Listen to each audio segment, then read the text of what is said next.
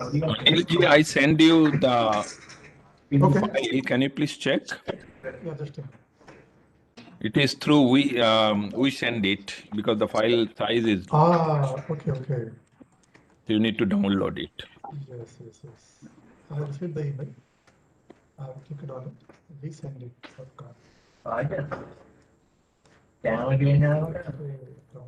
Amoji, namaste. Oh, Rajib, namaskar to everybody. Actually, I'm Amod Dixit from Kathmandu. So nice to see you all together.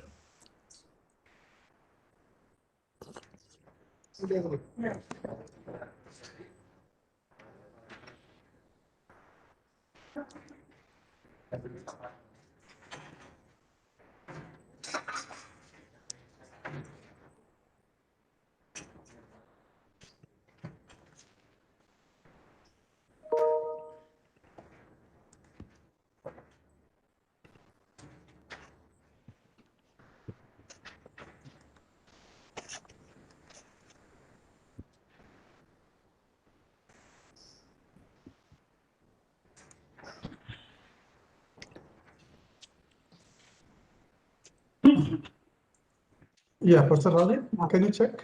Yes. Wonderful. Fine. So it is a full screen mode. Yep. It's working well. Yeah, I stopped sharing. Okay, thank you. Great. Okay, now we are on live. So I think we can start, Professor Mahaba. Yeah, I think so.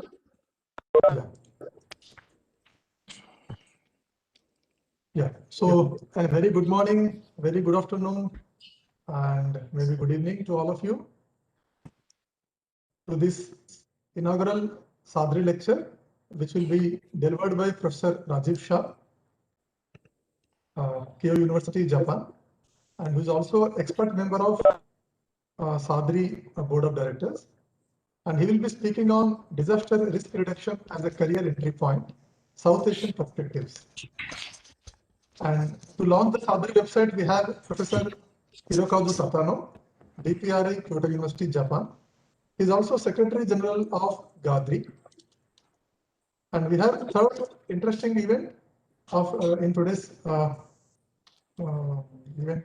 The activity in today's event is the SAADRI Working Group Lead Coordinators Discussion to enrich the attendees about SAADRI and its intended mission program. So I welcome you all in this WebEx and also YouTube Live, the attendees in YouTube Live, to this inaugural SAADRI lecture series and the SAADRI website launch program. With this, I request Professor M.L. Sharma to take over. Thank you, Anil, and I know you are a wonderful host for this program. Thank you for accepting to host this program. First of all, let me give you the thankful. Good morning to everybody. It's my honor and privilege to welcome you all to this SAADRI lecture series and the first lecture of this series to be delivered very soon. Before I start welcoming you all, let me tell at the very onset my gratitude towards Professor Chaturvedi, Director IIT Roorkee, who has hosted this SAADRI at Roorkee, and he gave us the full support to host this in IIT Roorkee. Thank you, Professor Chaturvedi, for this. Now I welcome all of you for this lecture series, our BOD members, SAADRI members, members of various groups, audience, ladies and gentlemen. I'm very happy to see that Professor Rajib Shah is giving this inaugural lecture of this series. And very interestingly, the topic disaster risk reduction as a career entry point, South Asian perspective. It's quite interesting. I'm sure it will be full of very useful information. I know nobody other than Professor Rajib Shah could have given this topic, and I know he will be doing full justice with it. I welcome you, Professor Rajib, for delivering this lecture. I welcome Professor Hiroko Tatano. Professor Tatano is a well-known figure. He will be inaugurating the website today. And this meaningful website, very good website, is developed by my colleague Sumit. Thank you, Sumit, and welcome to this program. I welcome Professor Fatima Akhter to join this program, and he will be introducing the guest. I especially welcome Professor Srikanta, our leader of leaders. He's the leader of the 5 working group. I'm also in one of the groups. I know we have done a lot of work with Amod Dikshit ji. Welcome, Amod ji, to this function. And I welcome all the group leaders and with their team to join this function. One of the main pillars of SAADRI in our program is our program advisor, Professor Mishra. Welcome, sir, to this function. We always look for your guidance. And another pillar, very smiling face, our General Secretary, Professor Mahua Mukherjee. I, on your own behalf and my behalf and on behalf of the whole SAADRI, welcome you to this function. This is your function, I know. But let me welcome you on behalf of all of the members. And thanks for your tireless efforts for making it a success endeavor. With these words, I welcome all present here and all the audience hearing this lecture, and wish a successful and meaningful program today. Thank you. Thank you, Anil. Thank you so much, Professor Mishra. Now I request Professor Vijayanand Mishra to say a few words. Professor Mishra.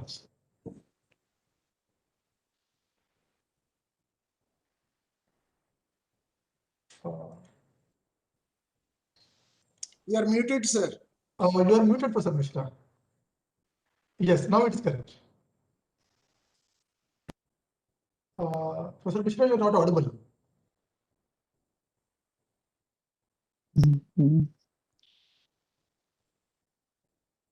Professor Mishra, you are not audible.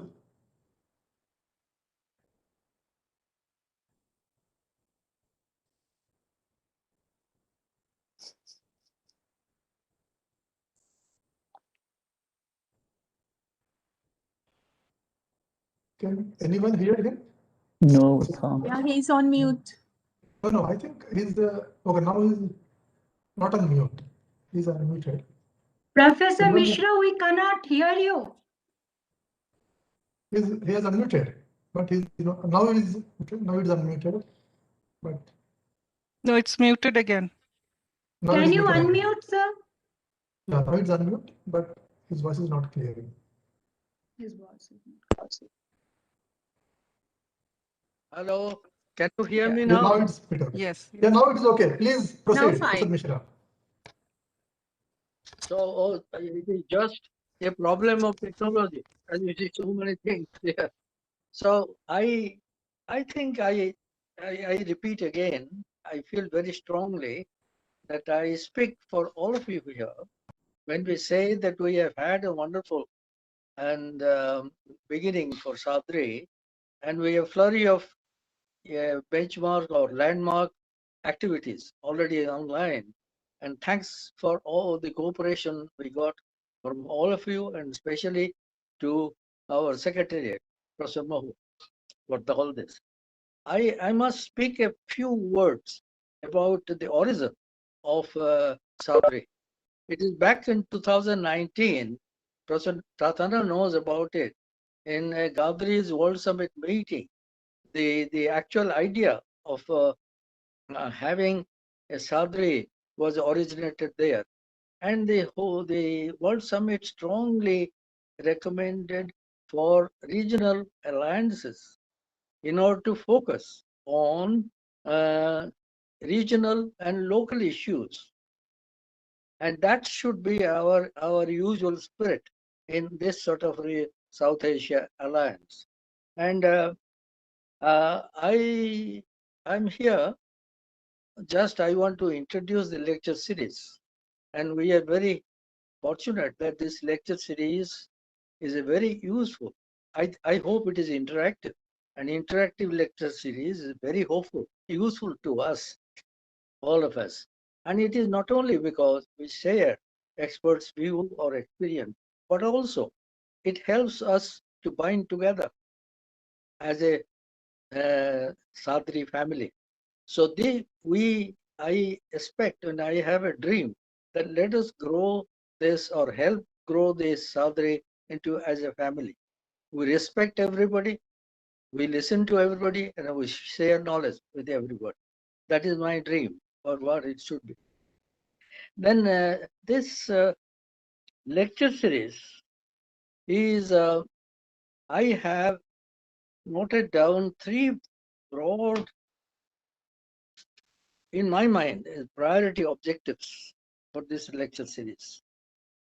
First is, in my mind, we need to co-production of knowledge in the region. That is one which a lecture series should address to. Second is highlighting regional policy, actions, and priorities.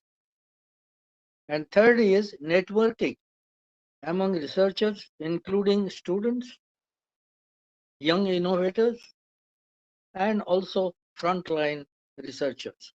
To me, it appears that our objective of our lecture series should aim at achieving towards these goals. And I think we will be doing that, an interactive lecture series. And I have from my side listed about 10 priority areas for lecture topics. I will send it for all of your suggestions very soon on that.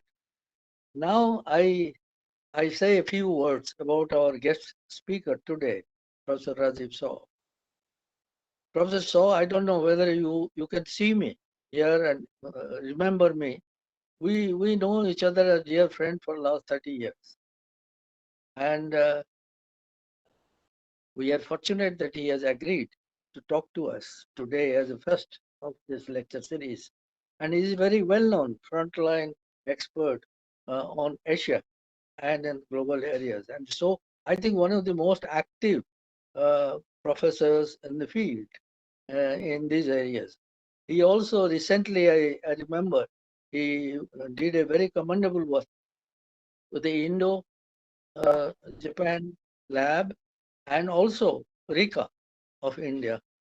And the paper he prepared, and the main focus was to inspire young innovators, entrepreneurs in this, and the students to get into an effort to innovate for improving DAR activities.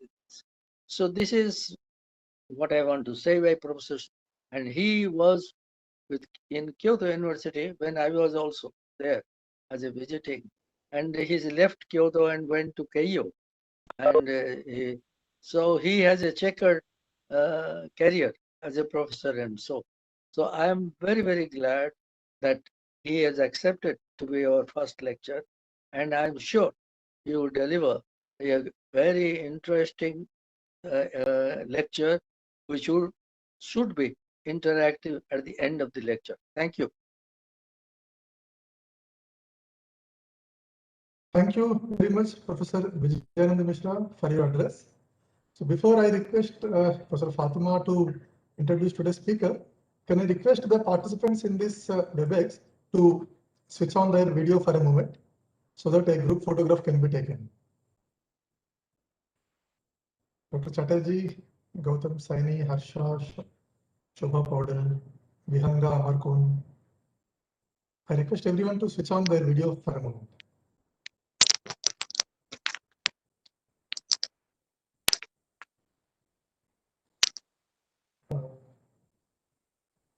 Gautam Saini, Harsha, Shobha Paudel, your videos are not switched on yet. Can I request you to please switch on your videos? Great. Awesome. Dr. Chatterjee. Yeah. Dr. Madhvata Chatterjee. Okay. Fine, let me take this now.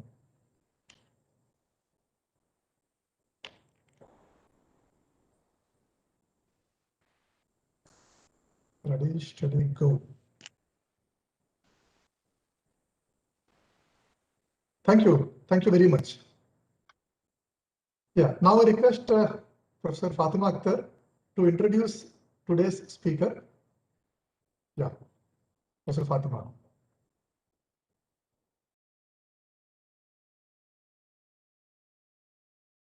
Good morning from Bangladesh. I am Fatima Akhtar.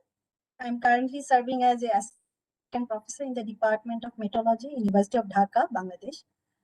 It's my great honor to introduce today Professor Rajib Shah. He's going to deliver first lecture of our SAADRI lecture series. Professor Shah is working in the Graduate School of Media and Governance in Tokyo, Japan. Also the Senior Fellow of Institute of Global Environmental Strategies, Japan, and the chairperson of CIRS Asia and CWS Japan, two Japanese NGOs. Earlier, he was the executive director of the Integrated Research on Disaster Risk, IRDR, and was a professor in Kyoto University. His expertise includes disaster governance, community-based disaster risk management, climate change adaptation, urban risk management, and disaster and environmental education. Professor Shah is the chair of the United Nations Science Technology Advisory Group, STAG, for disaster risk reduction, and also the co-chair of the Asia Science Technology Academy Advisory Group, STAAG. He is also the CLA coordinating lead author for Asia chapter of IPCC's 6th assessment report. He is the editor-in-chief of the Elsevier's journal Progress in Disaster Science and the series editor of Springer book series on disaster risk reduction. Professor Shah has published more than 45 books and over 300 academic papers and book chapters. He is engaged in multidisciplinary curriculum development in both Kyoto University and Keio University for undergrads and master program. And these books are curriculum related to development, environment, and disaster risk reduction. As the president of the Asian University Network of Environment and Disaster Management, initiated higher education programs regionally in Asia. He is also co-author of a Delhi-based social entrepreneur startup resilience innovation knowledge academy, RICA, that is RICA. Already Professor Mishra mentioned that part. He works closely with UNDRR and IPCC as science technology stakeholder and coordinating lead author respectively. He is the recipient of the prestigious Provashi Bharatiya Samman Award, PBSA, in 2020 for his contribution in education sector. So now I'd like to request Professor Shah to present his lecture. Thank you. Thank you. Thank you very much, Dr. Fatima. Thank you very much, Professor Mishra, and all our colleagues. It's an honor and privilege to be here and to be the, I won't say it's a lecture, but to share some of the thoughts about this disaster risk reduction and this how DRR can be evolved, or it is already evolving as a career opportunity. And I understand that on the Facebook Live, there would be several students who will be possibly joining. And we hope that some of these thoughts would be useful for your future career opportunity as well. Yes, so this is the first slide. And before I go into the next slides, I put a rainbow photo. Any idea, like, I'm not talking here about LGBT, but why I put this rainbow, this particular clip? Any idea? Anybody from the panel has any idea? What can you think about this? There is Sunshine after some disaster, some. Okay, that's a very positive thing. Yes, We can also interpret like that. Actually, you know that when you talk about the disaster risk reduction, we did, when I was in Kyoto, we did a survey around maybe 120 plus students globally, that what is the color of disaster? Like when we say environment, the green comes like normally. And we have been using this green color, whether it is green building, whether it is green technology, whether it is sort of green vehicle, green tax. So you don't need to say environment. The green itself talks about the subject. But we were thinking that can we think about this type of color for disasters? And we got all different interpretation. Somebody say that the Red Cross, Red Crescent Society, so red should be the color. Somebody says that the blue should be the color because of the ocean disasters. Somebody says that no, it should be the brown because of the earth or the soil. So people have all different types of interpretation. And that's the reason actually I put this rainbow one as possibly that's the color. The rainbow color is possibly the color of the disasters because it has all different interpretation. It has all different dimension, and it also brings later part like all different disciplines actually. I will come back to these particular disciplines and career opportunities in the later part of my talk. But there are all different disciplines now who are involved and who can contribute and who are already contributing to this whole field of disaster risk reduction. Next slide, please. I'm sorry, Anilji, to bother you that you have to. Can I? No, I cannot go to the next slide, right? You are sharing it. So yeah, just a second. Sorry. Yeah. Can you go to the next slide, please? Yes. Yeah, so two contexts. One is this, how the overall the risk landscape is changing. This many of you know who are following this one, that the Global Risk Outlook report of 2020. This was, I'm talking about the last year report. And you see that the colors, like the green colors are more the environmental risk, and over last 4 or 5 years, whether it in terms of likelihood or impact, the colors are increasing. That means that the environmental risk, which are the climate change, then the like the uncertainty into the climate change or the natural disasters. Now we don't use the word natural disasters, but they are still using actually the natural. Like the disaster related risks are becoming more prominent, and this is also recognized by World Economic Forum. So the disaster related risk, then the technological risk, financial risk are becoming more interlinked. Can you go to the next slide, please?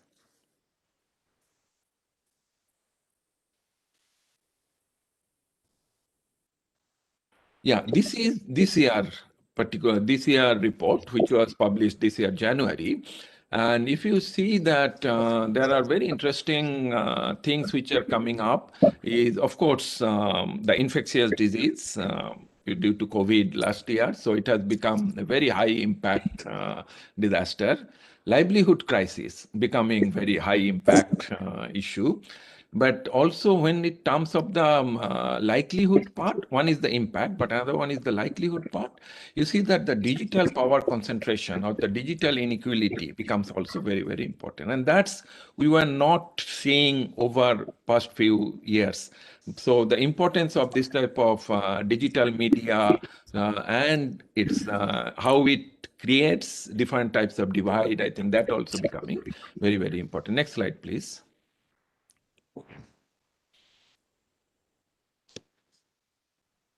Yeah, so this is the comparison between 2020 and 2021.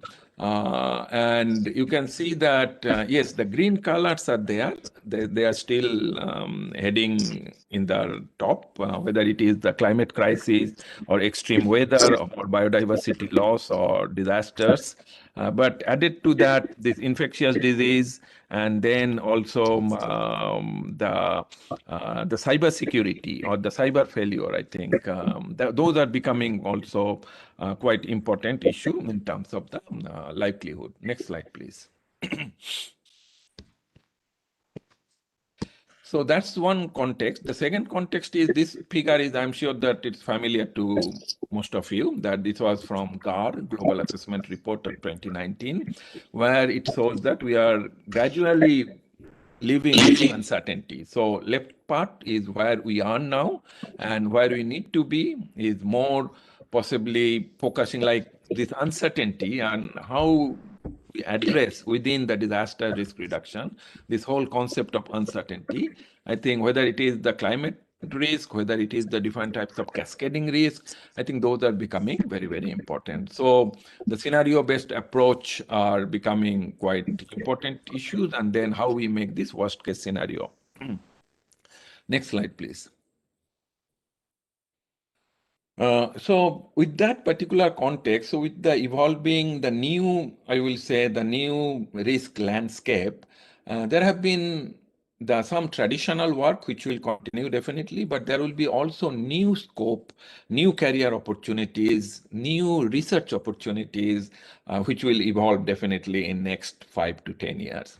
So what I would like to do in this particular talk, first part, I will talk a little bit about 10 key observations, which at least emerged to me in last 10 years, what I'm seeing, mainly in science, technology, innovation. And part 2, I will come to more specific career opportunities part. But what you are seeing here in this particular, this arrow and these events, like, I mean, disasters have been there. We have been living with disasters over time. People have been coping with different types of disasters. But 1990 was possibly one of the turning point when it becomes more like the international decade. That was the first international decade of the IDNDR.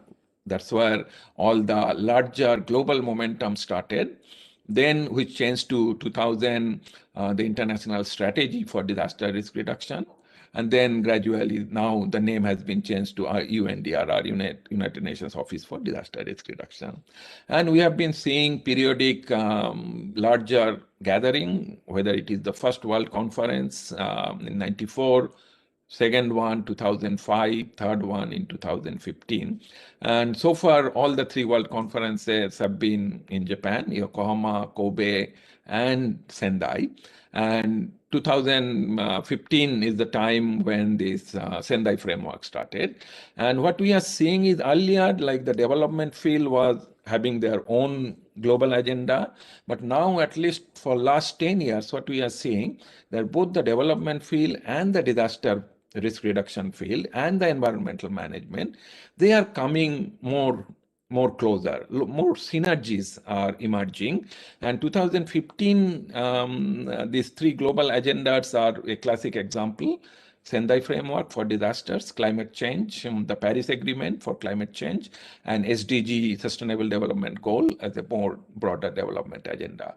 And it has all sort of back and forth like linkage and lots of connections which are coming up. So again, this will have larger significance that disaster field, climate field, or the environment field and the development field are becoming sort of more interconnected actually. And the context which I mentioned about these complex emergencies or the cascading risk or living with uncertainty, these are possibly giving us lots of new challenges, but also lots of new opportunities to address our different innovations, different technologies, different, as Professor Mishra pointed out, the knowledge creation, knowledge co-development, co-development of the knowledge. I think those are becoming more relevant these days. So let me go through very quickly first to the first part, which is the 10 key observations over 10 years. Next slide, please. So in the science technology, what we have been noting is this global and regional science advocacy has been very prominent. Now it has like more structured. Yes, science has been there. Science has been part of the decision making over years. May not be that intensive always, may not be equal in all countries, but there has been science-based decision making. But nowadays, what we are saying is more, there are broader framework. I'm talking about global and regional level first. So we have this global science technology advisory group. Then in the region, we have the Asia Pacific Science Technology Advisory Group. And we have been doing periodic science conferences. And science conference, again, that's very important, that science conference is not an academic conference. It's more like using science technology for disaster risk reduction, which is a participation of all diverse stakeholders. Of course, there are scientists and academicians, but we have people from private sector, we have people from NGOs, we have people from UN agencies, we have people from media. So that's a new development actually, that people are talking about science and technology. People are using science and technology. So that's a very significant development, at least I see in last 10 years. The next slide, please. From global to regional, now let's go to the national level. Again, it's not equal, but this is a classic example, and I love to give this particular example from Malaysia, where there is a very specific scientific expert panel on DRR, and who provides direct advice to the NADMA. NADMA is National Disaster Management Authority of Malaysia, which is chaired by the Prime Minister. And I'm sure that many of our South Asian countries also, there are the national authorities. And in some cases, say for example, Bangladesh, there are also ministries on disaster management. So what possibly in South Asia still we don't have in a very formal way in all the countries, maybe some of the countries there are, this type of science expert panel. So science-based national decision making or national governance, and that's also another new thing which is coming up. The next slide, please. The systemic and the cascading risk. I mentioned this briefly in the context. So now actually what we are trying to look not just individually hazard specific risk, that's what it started, but looking it more in a broader way, or this interlinkages, and also the cascading thing. So there are lots of new tools, methodologies are coming up. Still, I will say that it's still possibly a new subject, an emerging subject, but I think at least last 1.5 years, what we have experienced over COVID, I think this importance of the systemic and the cascading risk becomes very, very important. And whether it is the natural hazard, or natural biological hazards, or natural technological hazards. So there are many different types of cascading risk which are coming up. So that's the point number 3. Next slide, please. Emerging technology. Yes, we all know nowadays that there are lots of new technologies which have been coming up. This is just an example of drone. And 2011 East Japan earthquake tsunami was possibly one of the major turning points, especially after the Fukushima nuclear accident. And there have been extensive use of drones, especially for the radioactivity measurement. And that created a major changes in Japan. And especially now there are 32 drone schools. Those are the official school which provides license, drone license. And I was hearing some presentation the other day. So there are around, they were thinking, there was a calculation that there will be around 200,000 plus job opportunities as a new career as a drone pilot. And that, like now, lots of fire station in Japan, they are having very specialist drone pilots, because after when you get this call from the fire, the first thing they do is to sending the drone and getting an aerial quick assessment, and based on that, all the other planning, that how many fire vehicles will go, whether there are available water bodies nearby, and all those type of things are coming up. So this drone pilot association has been formed, and that is a very interesting combination of the government, industry, academia. And I'm sure that in many countries, Nepal earthquake was another turning point in South Asia, where where drone has been used extensively after the earthquake, especially on these different types of damage assessment and so on. So there are similarly not only just the drone, but all other disruptive technology, what we call the emerging technology. But these are possibly becoming no more emerging technology. These are becoming essential technologies these days. So that's another major change I see in the science technology. Next slide, please. The interdisciplinarity, yes, nowadays we have been talking on the interdisciplinarity, but I give this example especially from the health science, and I think again, some of the major disasters and following health issues, that actually prompt very strongly the major global agencies like WHO to take very seriously the health and disasters, but also within UNDRR. So if you see that the WHO published this health EDRM, Health Emergency Risk Management Framework, that was in 2019, they have published this one. And this is a very consolidated, very extensively done framework. Then UNDRR, and that's again, it was coincidence that many of you know that UNDRR has been doing this resilience scorecard, city resilience scorecard, and that's a campaign they have been doing, the Resilient City campaign. And they have added this health part in 2019. And then with my colleague from Hong Kong, Emily Chan, we published this book, Public Health and Disasters, last year in January. And we never thought that whole year, last year until now, we are talking about this health crisis and the biological hazards become so important. So I think this interdisciplinarity, and again, like I always say that the earthquake engineering, or rather earthquake risk management, is not just earthquake engineers' own work. It needs all different disciplines. Similarly, this health related issue, health and disaster management, it's not just the health specialist. It needs lots of other issues, say, for example, financing, data management, supply chain, transport planning. So there are many different disciplines which are involved. So the real interdisciplinarity, I think we are gradually entering into the real interdisciplinarity in disaster risk reduction. Next slide, please. Open science and open data. This is another area we have been talking for a long time, but we have not been able to make a breakthrough. We started discussing this DRR as public goods for some time now. Sendai, in Sendai World Conference, there were special sessions which were made on this open science and open data, especially whether it is a good public goods or whether it is a bad public goods and so on. So there are lots of discussions.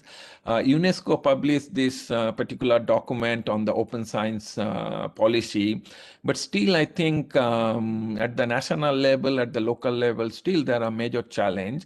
But we have been seeing, even in Japan, there have been lots of discussions on this data, open data, then the privacy law, privacy and all these things. So I hope that the things will gradually change, because more we go to the digital transformation, more we go to the sort of this type of digital or technology oriented society, I think this data becomes really a major issue, and making more this open science and open data, the importance becomes much, much relevant in the disaster risk reduction. Next slide, please. The private sector and product innovation, like I always give again the example of the environment, like how the environment field has grown in this big, and the environment related economy. Like people now think environment as an business opportunity, different types of business opportunity, whether it is the electrical vehicle, whether it is the electrical appliances, whether it is the solar panel. So there are many different types of business opportunities.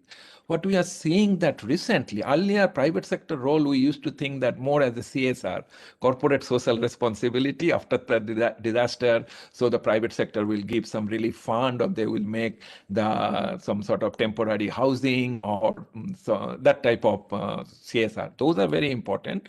Those are still ongoing. But I think gradually what we are seeing, that people are thinking disasters, risk reduction as the product opportunity. I give a couple of examples. Say, for example, this one, what you see on the right-hand side, this is a company called WOTA, W-O-T-A, and they used AI-based water recycling, and with 100 liter of water, so there is a water tank, so people can actually use that for taking shower with the water recycling process, and that they are putting it into in front of the temporary shelter after the disasters, where always there is a problem, especially for aged population when it's become very hot. And we have been seeing this in Japan for some time, that we have very strong flooding, usually in July, and then it becomes very hot and lots of problem because people cannot take shower or they cannot clean up properly. So this type of AI-based water recycling becomes very important. Then hand washing, so it doesn't need an water supply. So it's just you put one sort of bottle, one jar of water, and then it actually recycles. And they have passed all the sort of very high, how do I say, very high sort of testing that the water quality, especially because in Japan, when you usually use this one in school or in the supermarket or even in the stations, so there are very high hurdle of the water quality. So these are all been passed. So this is one example. Another example is this heat-resistant paint, and I personally work with this company very closely. It's called Teijin. That's a Japan-based company, and they have actually, and I have seen that it's reduced almost 13 to 15 degree, particularly this particular painting, and that they have been using for these limousine buses, also painting the schools on the roof, and it also saves lots of energy. Similarly, different types of this tap aerator, which actually helps very much in the water saving. So what I'm trying to point out is this type of private sector's role in the product innovation becomes very, very important. And that again creates lots of new job opportunities related to the disaster risk reduction. Next slide, please.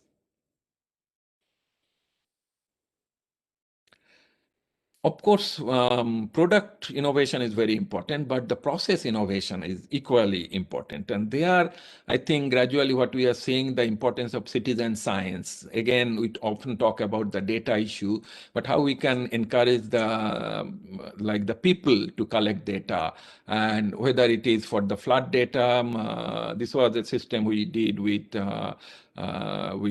Toshiba sorry, not Toshiba, Fujitsu in Varanasi in India. The lower one was another for the water solution we did in Bangladesh. This is to identify the safe drinking water sources, especially in the saline-based area, or the area, as you know, that in parts of Bangladesh and West Bengal in India, there are lots of problem of arsenic. So that creates lots of water problem, that especially the drinking water problem. It's all water around, but not safe drinking water. So this type of citizen-based approach is, I think, again, very important. Next slide, please. The youth leadership, that's a very strong movement, what we have been seeing in last few years, that when I was in IRDR, I started this young scientist program. Now they have around 162 young scientists. We recently actually published a book, encouraged them to write different chapters from 40, I think, from 46 countries. And there have been, if you see the names here, Nepal has 16, Pakistan has 14, India has 12, Bangladesh has 6, Sri Lanka has 1. So like all the South Asian countries are actually, unfortunately we don't have anyone from Bhutan, but all other South Asian countries we have these young scientists. And also this UNESCO's You Inspire Alliance. So you can see in the photo, the map here, that all the South Asian countries, I will say most of the South Asian countries have now You Inspire presence. So I think the reason, again, I am pointing out this one is possibly our the SAADRI, this alliance, and already existing this young scientist program, or this You Inspire Alliance can have more synergies and bringing more young professional practitioners, encourage them to be part of different types of new innovations, and also possibly sharing lots of new career opportunities through this type of networks are very, very important. So that's again a new trend, what we are seeing. Next slide, please. And this is, again, like this is the reason why we started RICAM earlier. Some of you have mentioned this one. This is a very small attempt. Of course, one RICA will not solve every problem, but this concept of sciencepreneurship, like science and entrepreneurship, like you bring science-based innovation, then science-based research, science-based knowledge, and try to bridge this particular gap between private sector and policy. Earlier, what we used to see that the private sector usually give a grant to the university to do the research. That still continue. But I think we should also encourage I will come back to this issue a little bit later also in the career thing, that we should encourage more our students, our young fellows or our young scientists to think beyond the traditional boundaries, to be entrepreneur. And I always remember my very nice conversation with Professor Yunus, the famous Nobel laureate from Bangladesh, who started this Grameen Bank. And he told, of course, he told me this in Bengali. And he told that, that earlier, I always tell people that don't go for seeking a job, create your own job. So like he was talking about the social entrepreneurship, like how he motivates people for social entrepreneurship. This field is still possibly a little bit lacking in disaster risk reduction, and this RICA was just a very, very small step with this large problem. But I would like to really see this type of more social entrepreneurship, social innovation in the field of disaster risk reduction, and people like the young people should think of this as more future career opportunity. So with that, let me go to the next part, which is, next slide, please, which is actually I'm talking a little bit about the different disciplines and the career opportunities. I'm using the same flow like the 30 years. So there have been discussions that whether DRR should be a standalone discipline, whether there should be a master course, PhD course in the disaster risk reduction, or it should be integrated into existing discipline. And I think that there is no either one action, like it's not choose one or two type of answer. It all very, very context specific. If a country, even within a country, if a university or if a region feel that yes, there are opportunities, there are scope for having this type of programs, there should be, and there are many DRR standalone program. Bangladesh, I think, is a classic example again, where this university called Patuakhali University of Science and Technology, that is an university based very near to the coastal area, and they started even an undergraduate program. And I have seen several of their graduates. I have interacted with them, some of them. I have written papers jointly with them, and extremely bright people. And now they are working in different fields, different NGOs, or even in the government. Similarly, of course, Dhaka University has master's program, 2 master's program. BRAC universities initiated actually this master's program.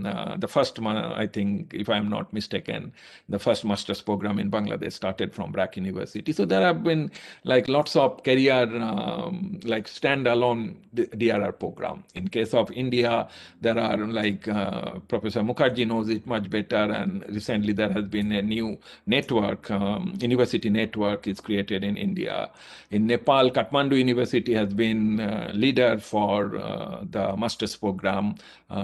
So similarly in Sri Lanka also, like both our colleagues, Rekha and Dipti, they have been leading this particular program, not as a separate master's program, but bringing the disaster risk reduction into geography or disaster risk reduction into different science disciplines. So similarly in Pakistan, there are quite a bit of this type of DRR standalone. So what I'm trying to point out here, that there have been traditional discipline, there have been non-traditional disciplines, and there are some emerging disciplines which are possibly getting. So traditional disciplines have been there for last 30 years actually.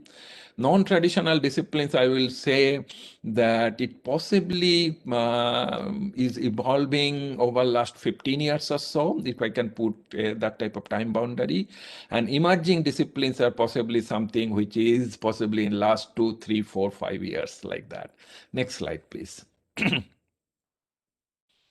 So for traditional disciplines, I say, of course, the engineering, science, architecture, urban planning, economics, geography, and there are, I put etc. I mean, there are so many other disciplines who have been dealing with disaster risk reduction, and there have been there. Non-traditional discipline is something, at least to me, those were quite new, which are like the health science, very strongly coming up. Nursing, there have been very good program on the disaster nursing. Unfortunately, still possibly in South Asia, we don't have that much program on disaster nursing. Japan is one of the champion of disaster nursing. Some of the European and American universities, there are very good disaster nursing program. And this, I have been somehow been involved in the disaster nursing program in 5 universities programs in Japan. And like it's an integrated master's and PhD program. And that's again, like this nursing itself subject is so important and it becomes so relevant for the disaster risk reduction. So that's, I say, non-traditional. Similarly, many development specialists or the education department, education as a subject, or the communication or the data specialist. I think these are some of the non-traditional one. But then what are the emerging ones? I will say, possibly DRR policy or DRR innovation, then say, for example, migration as a subject, climate migration, we have been talking for some time, but to have it as an migration specialist as a career opportunity, I think these are becoming quite new. We have like for the climate, we have climate diplomacy very strongly. And this has been, I think, for some time, we know that in the COP meeting, in most of the COP meeting, there are trend, they call the Sherpa. Which are like the climate Sherpa. So they are actually very much focused on the negotiations, climate negotiators are there. So there are very specific careers on these. For the disasters, I will say disaster diplomacy is still an evolving subject, and it has actually started emerging. We possibly don't teach that much on disaster diplomacy yet. In Europe, I know a couple of universities have been doing some courses on this one, but this is a new subject. The critical, I won't go into the CRM part, but the critical raw material, this is again related to lots of communication, disaster communication, and the 5G and all those type of new things. So these are, I will say that maybe next 5 to 10 years, this will be quite important, interesting subjects to grow, and we would love to see some bright professionals in this particular field. Next slide, please. 3 types of, at least to me broadly, there are 3 types of courses, programs. One is, of course, in the engineering and the science discipline, or the science related universities or departments or institutes. Another one is more on the social science, and then another one is the management. So management course, I think still a little bit less possibly, which we possibly need to think about in future. And that's another hope that some of our SAADRI colleagues would possibly think about this management DRR as a management course. And as I mentioned earlier, that this policy governance, this part is still very much lacking as an academic discipline. People usually do it more based on their experience. So one is that the experience-based governance, and another one is like when you know the subject itself. then your decision making would be quite different. And we often see this type of decision making challenge, whether it is at the national level, in the state level, in the local level. So I think this governance and the management part in the DRM would be very, very important in future as well. Of course, there are programs. I know at least some universities who provide degrees of management in disaster management, but I think still it's lacking. Next slide, please.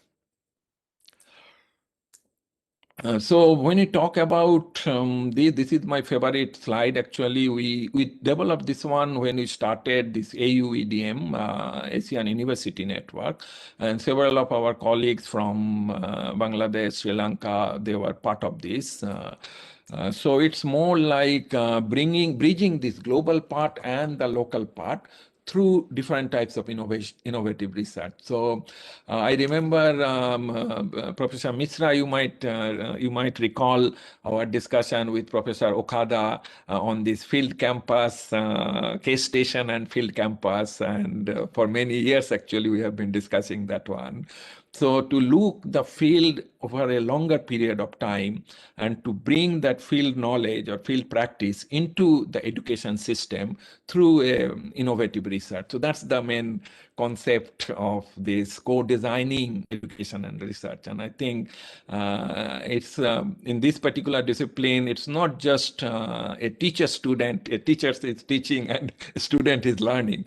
It's actually co-learning becomes very, very important. And it's like a student is learning from another student, a student is learning from teacher, a teacher is learning from another faculty member, as well as a teacher is learning from student. I think that part becomes very, very important. And of course, the field and the communities are the core of that particular, this whole knowledge network. And I think that's we should not forget. And we should, whatever discipline, whatever professional or whatever career we do, I think this should be, at least to me, it's always my basic things to start with.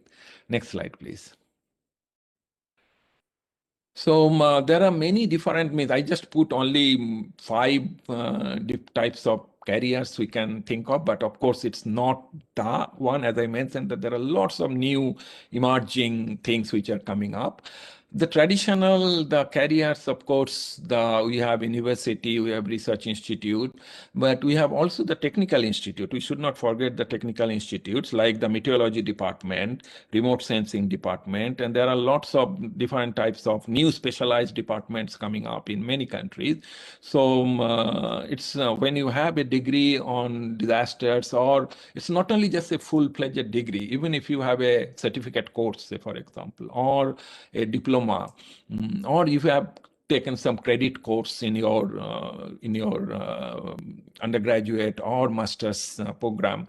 I think all these are very, very relevant, and you can always link it to your future career. So one is, of course, that research academic part. The development specialist, I think South Asia has possibly the largest number of opportunity for the development specialist because of possibly the development challenges we have in the region. So and non-government organizations, as I mentioned, that when I was introduced, so it was mentioned that I'm the board chair of 2 Japanese NGO. You know, one of the major challenge I face last 15, 16 years to find good professional in the development field in Japan. And that's a major challenge. I want, like with my student from Kyoto or now in Keio, can I motivate a Keio University or a Kyoto University student to join an NGO after their graduation? It's very difficult actually in Japan. But I know that in South Asia, that there are lots of students who graduated from the top universities in the country, but then they opted for to be the development professional and to join the NGO. The famous organization of Professor Mishra's student, SEEDS, Manu, Angshu, many of you know them. So they were the graduate from the top architect school of where Professor Mishra was there, SPA, School of Planning Architecture. And after their graduation, they actually started the non-government organization. So I see that there are lots of opportunities of in South Asia, especially this type of development field. And the development fields are, I think, they have been serving very professionally, whether it is a national NGO, whether it is an INGO, and this scope, their importance is becoming their importance is becoming increasing in this particular development field. And of course, we see many bright South Asians in different UN agencies, not just only focusing on the national officers, but also in the international field. You see any UN agencies and you will be seeing all bright South Asians sitting there in a very high post. So that's also another career opportunity. And definitely with a background of, as I mentioned earlier, that the development, environment, and the disaster fields are having more synergies. So with a degree or with some certificate in the disaster field definitely helps to get some good opportunities in the development sector. Then, of course, the governments. The governments nowadays, I think, earlier we used to think about, when I was a student, the government jobs were not that lucrative. I'm not talking about the administrative officers, what we call like the civil service one, but the normal government job were not that lucrative because of the salary. But now I think most of the countries have actually revised their salary scheme, and there are good, like it is becoming more professional. So they are paying good amount of salary, and they are expecting good people to join and make it a change or make a contribution. So whether it is in the national level disaster management agencies or in the local level disaster management agencies, then many of the cities, like many of the urban planners, or we are getting possibly a new, some of the cities have started having this resilience officer. So who are having a background of the urban planning with certain climate change or disaster related background. So this resilience officer is, and again, and that's a very critical, I think, position where you look not only just only one specific thing, but more on a broader planning perspective. So how you make a broader city planning, like the resilience planning of the whole city. So the urban specialist becoming more important for this type of government job. So both at the national level and in the local level, there are increasing demand. Private sector, yes. Traditionally, the disaster field and private sector, we used to think about the insurance. So mostly the economics background people or a little bit of management background people, they were doing there. But as I mentioned earlier in my slides, that this now DRR as an business opportunity to develop a market of the product. So I think different types of product related issues also becoming quite common. And of course, the consulting business has been there for some time. But the final one, which is this entrepreneurship, as I mentioned earlier, that still it is very new, and possibly we have quite a bit of social entrepreneurship in different other fields. We have been seeing that many countries have like the startup ecosystem, and with startup ecosystems are contributing to significantly this whole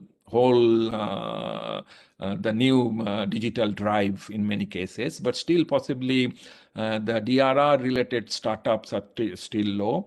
But with the greater minds we have in South Asia, with the very good educational institutes we have in South Asia, I'm very confident that if we provide them, or if you show them a little bit of opportunities or pathways, I think that there will be more startups, more social innovators, more science entrepreneurs coming in this particular field. And that's my very strong hope that in next 5 to 10 years, we will see more this type of new out-of-box thinking, going beyond their comfort zone and putting different types of challenge. And that's how this whole subject actually emerged.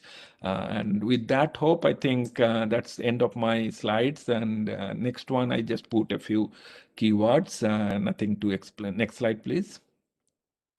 So with that words, a few final points is expanded career opportunities. So we have very good opportunities. I see. I use this IT career path. IT is not here information technology. I type means it is like deep rooted. Like this is one single discipline, you go deeper. But T type is more like you go more transdisciplinary, multidisciplinary, cross-disciplinary, and you collaborate. You don't have specialty in one part, but you have this T part, means T itself says, the letter itself says that you have one specialty, but then on the top of that, this is the interdisciplinarity thing. So I think that is becoming more important. The educational pathways, yes, we have already good educational pathways in this, because unless we have the good educational pathway, we can't go to a good career. So I think there are already very good universities in this subject.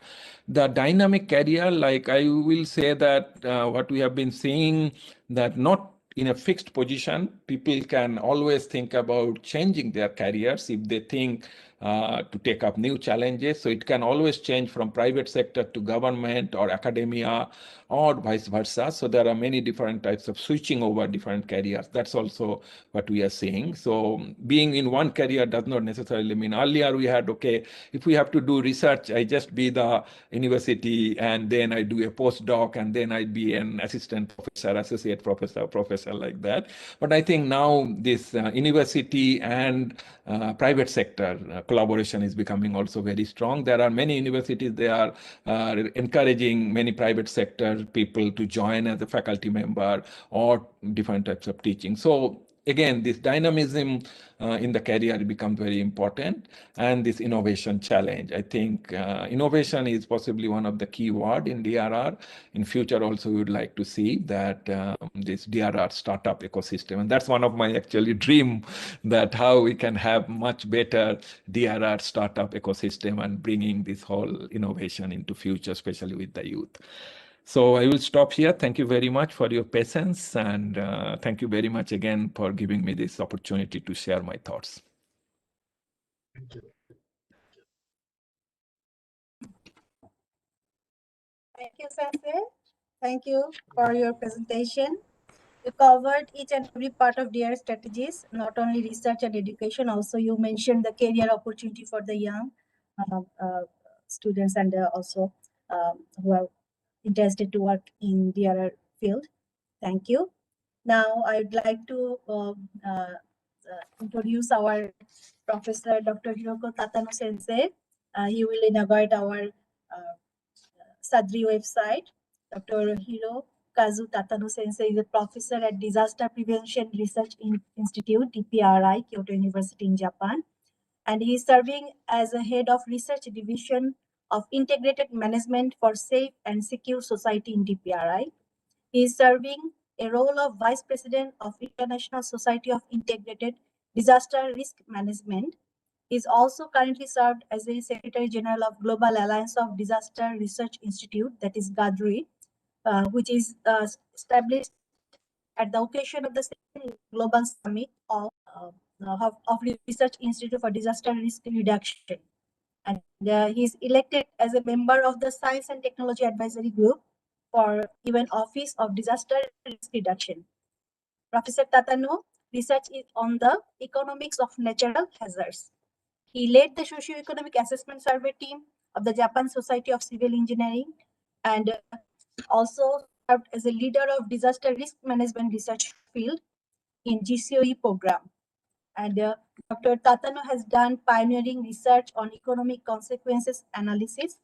Another major focus of research has been on resilience to natural disasters at the level of individual business, market, and regional economy. Now I'd like to invite Professor Tatano Sensei to inaugurate our SAADRI website. Thank you. Professor Tatano.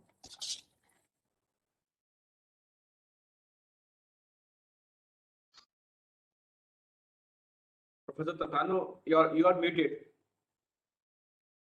Yeah. Sorry. Yeah. Thank you very much. Very kind introduction. And also, I'm very happy to be to attend this very, let's say, memorial occasion with you. And then right after very, very impressive Rajib Sensei's presentation, I have learned a lot and also very much in some sense encouraged. Actually, disaster risk reduction always, when as a university teacher, I'm teaching my student, and then finally, how can we find good job positions for them? That is always kinds of the issues we are facing.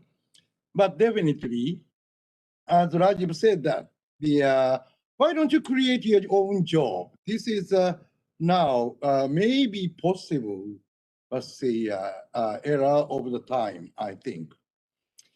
Very famous, this is very similar words made by the mayor in the small island in Japan. And then they are diminishing their strong, very, I would say, strong diminish of the population in that island. And they are faced with the closure of the threat of the high school. But the new mayor decided to make enable the younger people to connect to the existing networks within the island and also the outside of the island. Let them take graduate with some regional resources, and then request them to create job and return to the island. This is very, very strong, initiative. This is one of the most successful case of the kind of the revitalization of the regions. So the actually a disaster is maybe facing with such a similar situation. Of course, problem it is very clear with us for the problems, but the kind of who can solve that problem, that is a bit difficult. And that is not related to the kind of job. That is also another job, questions. But I think today's Rajib Sensei's presentation provides some kind of the maybe seeds for us to think for the future. Thank you very much. And yeah, my role is to introduce the relation with the SAADRI and gallery, I guess. Maybe if you allow me, maybe a few minutes to explain this. Yeah, gallery actually started 2015 right after Sendai World Conference of Disaster Risk Reduction. And then many of the participants to initiate gallery was kind of the participants for the Sendai workshop. And also, the gallery has, before gallery started, we have started the Global Summit of Disaster Research Institutes. That was first organized at 2011, November. The 2011's was a earthquake happened, and then Japan has very much devastating situation. But the same year, our DPRI, Disaster Prevention Research Institutes, becomes a year of the 60. It means the one cycle finished for the the lunar calendar. So we would like to form a kind of tighten our existing networks that time, right? Then that is related to the gallery actually. And then many of the participants request to keep these kind of the networks for a longer period. So we decided to start the gallery. And then second summit, that was 2019, third summit, I mean, 2019. And then, especially at their General Assembly, I guess, the Mahua Mukherjee and the Bichanan Mizra raised hand, and then they would like to start the SAADRI that is declared.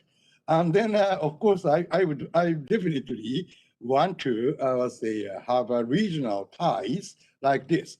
Then the same year, 2019, at Odisha, Professor Mizura kindly organized the workshop to discuss the launch of the SAADRI. And then many of the participants today attended that meeting. And then they decided to find a way, actually, was to form SAADRI. And from the beginning, MAFR is one of the key stakeholder to keep this activity going on. But of course, as you are aware that Professor Vijayanand Mizra is also the key person to inspire this kind of activities. So I'm very, very, very happy to be here because I saw Ahmed's face. I'm very happy also. But anyway, this kind of development in the South Asian countries, you are joined together, had a very strong ties, and then create networks. Maybe I hope you can help each other and educate youngsters and maybe teach or advise to the government or local citizens. Then, of course, it's very, very difficult for one institute to deal with all the aspects. But if we work together, we have different expertise and knowledge. So you can, utilize these networks, knowledges and technologies which embedded in this network. I'm really happy to introduce the launch of the website. Actually, this website is maybe looks not really big thing, but actually the really big step. This is the kind of the platform that connects you very much, and you can communicate based on that, right? I hope this activity continued with keep these momentum for a longer period, and developed further. I'm really happy to be with you today. Thank you. Now, I would like to launch the site.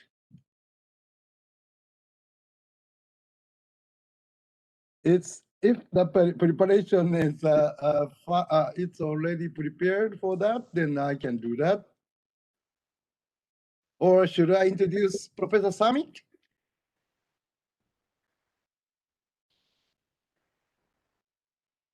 Oh, thank you very much. Full me. This one? Oh, where should I go?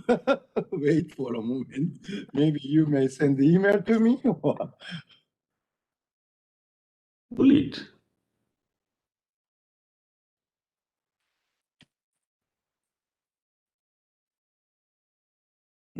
I cannot. Maybe put this. I cannot do that. Okay, let's put it. Let's put it.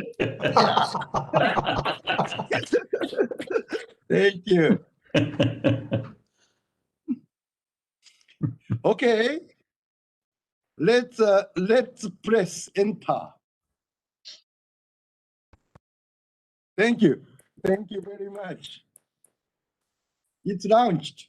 Yeah, maybe we can unmute ourselves and clap. Yeah.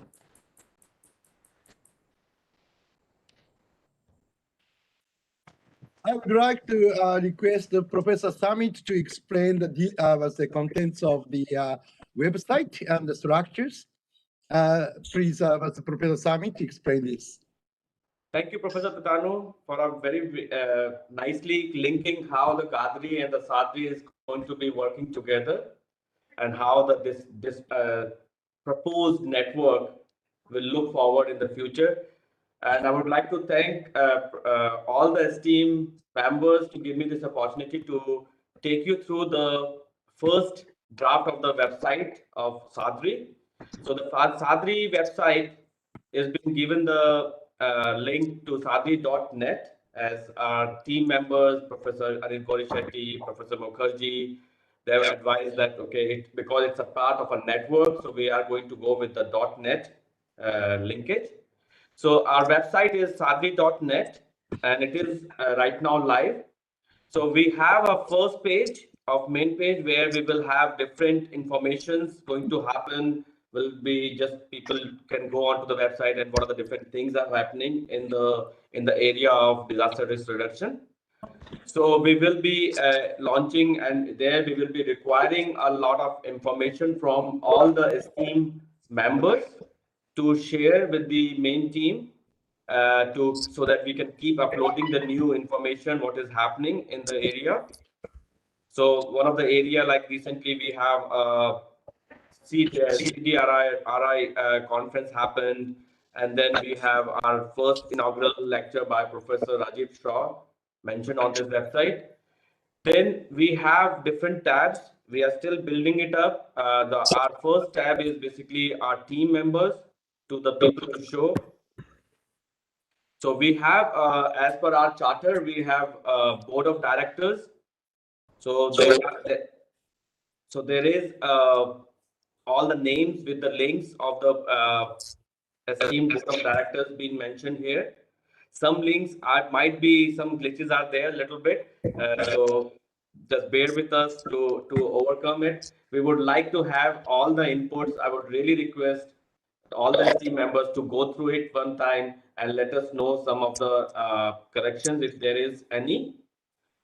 So we can go, and then if any member can go and then want to learn more about Professor Mishra and where he is, so he can click on it and it will take to the Professor Mishra's website wherever, and then the information about it. We have the email IDs there.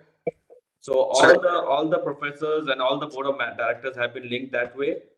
Then after the board of directors, we have institutional members mentioned there. So Professor Mondal, if someone wants to know about Professor Mondal, so it goes to his website. So there are different links, individual experts from different countries, from Bangladesh, from Bhutan, from India, from Nepal, from Sri Lanka. We have all the links there right now, but still we would really like and appreciate your inputs if there is any misinformation there. I know Professor Tatano has mentioned to me yesterday there is a spelling mistake in Professor Tatano's name. It's not supposed to be J, it's supposed to be Z. So I really apologize for Professor Tatano about that. We are in the process of fixing it. And so we have all the information for all the esteemed board members, individual experts, and the co-opted advisor members. Then we have, after that, our team, we have the objectives of the SAADRI mentioned there as per the charter. So there, the objective of the system is there. Then we will be developing as the network starts building up and our groups starts working in a smaller groups and in a bigger group. Publications will be started popping up. We will be discussing all these informations even in the internal meetings also. How do we make it public? Like how we make it? Should we go ahead with the publication in a public mode, or how it has to be go and the logistics of it? So that will be there. Within the SAADRI, we have developed the 5 working groups. So one of the working groups is led by Dr. Shrikant Hirat, in which I am also a member of it. So one of the group is the flood, cyclone, and tsunami early warning system. So in this, what we have developed, and it is coming out from Dr. Shrikant Hirat idea of what he has developed for the working group. So in this working group, this will be the closed group where the working groups can start building up their own ideas, throwing the ideas, discussing the idea within the system. So it will not be public until the working group is ready with some publication to be put up in the public. So we are still building it up. Here, a person who is the member of the working group can wants to, let's say, if I want to say something about the extreme events in Himalayan system, I'll basically start a topic. It will ask the working group to log in, and it will start. I can start as a working group member. I can start a subject and a tag and a topic, and I'll start discussing it. We are developing this within the internal concept. Maybe there will be a chance where we will be developing it in a editorial mode, like where we have a platform where we can type and we can do a broad ideas to be discussed, where a topic can be started building it up. So we will be needing your help, especially Professor Shrikant basically has been developing this. We will be needing his help also. So we are having 5 working groups mentioned here. We will be individually, because all of your esteemed members have been a part of this one of these working groups. We will be putting you as a members there. Then we have the second thing is the charter. We have uploaded the whole charter, which has been approved by the board of directors. So where a person can go and then link, and then there's the charter full mention about the whole system. Then after the charter, we have also developed the membership. As per the board of directors meeting, we have some rules and regulations built up in the charter. So all the membership, what are the different types of memberships are there, who are the voting rights, and all the rules and regulations have been mentioned. And within that membership, we will have a membership form ready right now. So an applicant who wants to be a member, he can fill up all the informations, including some of the good comments came later on after the meeting, like the field of specialization, work experience, so that we have some more idea. The committee can make a decision. So this information will go to the SAADRI secretariat email ID, where the person we will be giving a number to the membership form, and then eventually the committee can decide on the membership to be given or not to be given. And after that, the person will be intimated. After the member is being allotted, then there will be a member list starts popping up, building up on the website, so that a person can go and then basically see. Related to that person, if he wants to apply and develop and upload some publications related to SAADRI or the disaster risk reduction, we can upload that. The members can upload there. We are also having a tab for the gallery where where we have different activities which have been incorporated. We will put it on some informations, like this is the one first inaugural the Jai Krishna Memorial lecture series which started at CODM. So where we will be putting the pictures of the events. So this is one of the same event where SAADRI was being announced by Professor Ajit Chaturvedi, IIT director. Then there will be a chance where we have a contact us information there. A person can go, and if he's having some issues in the website to make a membership or something, so he can directly link, put his inquiry towards that, and he'll submit the button, and then it will go to the SAADRI secretariat. We have some informations, direct informations for the email IDs and the secretary general information here. After that, there will be a language. So basically, language right now it is in the English and a Hindi version. So again, this is again a thought process where your discussions and your suggestions can come up. Do we go with a multilingual way of doing this, converting this website? So that it will need some help from the other people and your suggestions. So also when a person is being assigned a membership, then he can create a login, and then he will be able to log in as a member there. So at this time, this is the all information I have, and we have also linked the quick links under there, where that is directly a person related to different organizations who are working in the disaster risk reduction has been linked directly. So UNDRR directly linked there. Then we have NDMA So all the relevant networks have been linked and given a direction there. So with this, a very brief idea of how our SAADRI website is going to look like. It's going to evolve with your suggestions and your support. With this, I will say thank you everyone for being a part of the website launch. Thank you very much, and I'll hand it over to right now Professor Shrikant Hirat. And so Professor Shrikant Hirat is basically senior advisor at the Center for Urban Water, Colombo, Sri Lanka. And though he has a long list of achievements, I would just like to say just a few words that he has been a very active member to really help us and guide us in this developing this SAADRI.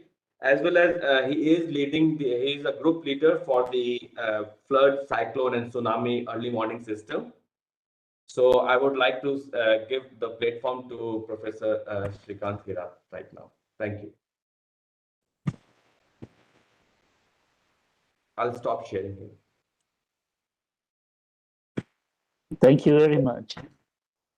First of all, congratulations to Professor Mawa. It has been another wonderful day for SAADRI. I hope you can hear me. Yes, okay. I will share I'll share the slides, but before that, I'd like to thank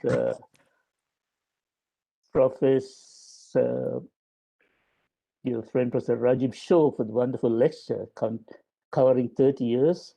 It brought back the memories of the IDNDR days, which I have been involved at the very beginning.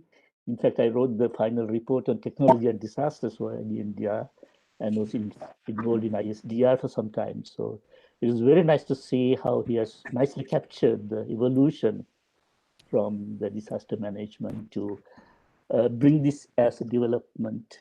It's a part of development agenda.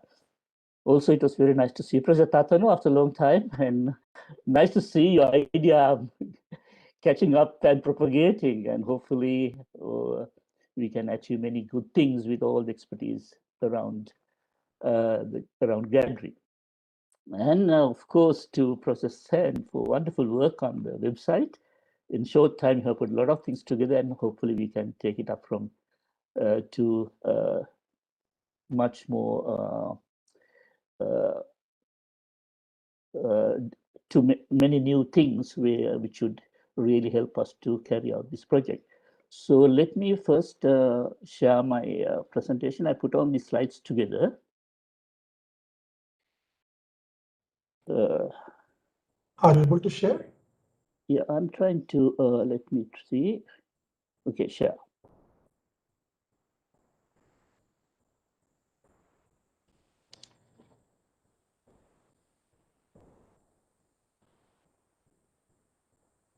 Yes, it's coming.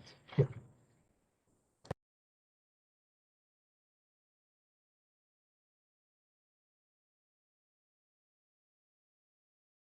Yeah. So when we started SAADRI in the first board of director meeting, we discussed, okay, what should we do and how do we start? And all the members have very interesting, very important ideas of what we should do. But we thought that for at least for the first 2 years, we should focus on few specific research ideas or research topics. And we started with few ideas, and then Professor Mawa has, with the advisory board, worked on and synthesized it to these following 5 working groups. As you can see, two of the focus areas are on early warning, and the other ones on building resilience. So it very nicely captured a broad spectrum of the issues which are very relevant, also which has been covered by Professor Rajib's lecture. And then the Secretariat has given some guidelines for each of the group, because I think it makes a lot of sense, because the success of these groups will depend on the people or the working members who are actually involved and how they can function and the resources they can bring also. So the groups were asked to identify potential partners, institutes and members, and to develop operational methodology. And then the SAADRI Secretariat will help in getting these identified members into the table and to help with the developing the operational methodologies, including workshops, websites, and so on. And then to develop some interaction agenda so that we can share information among the groups and proceed together. So now we will start with the first working group, the earthquake and landslide early warning systems. This is led by Dr. Amod Dixit as the lead coordinator. So may I ask you, Dr. Dixit, to give us an idea of what were your discussions and where you are now? Well, thank you very much, Srikant ji, and I'm so happy to be a part of this movement. And this meeting has been overwhelming. I mean, a lot of ideas has been excited both by the presentation of Rajib and Tatano Sensei, and also the expression made by other eminent persons like Professor Vijay Mishra. It has been a long journey since the IDNDR days, and thank you, Rajib, for reminding that.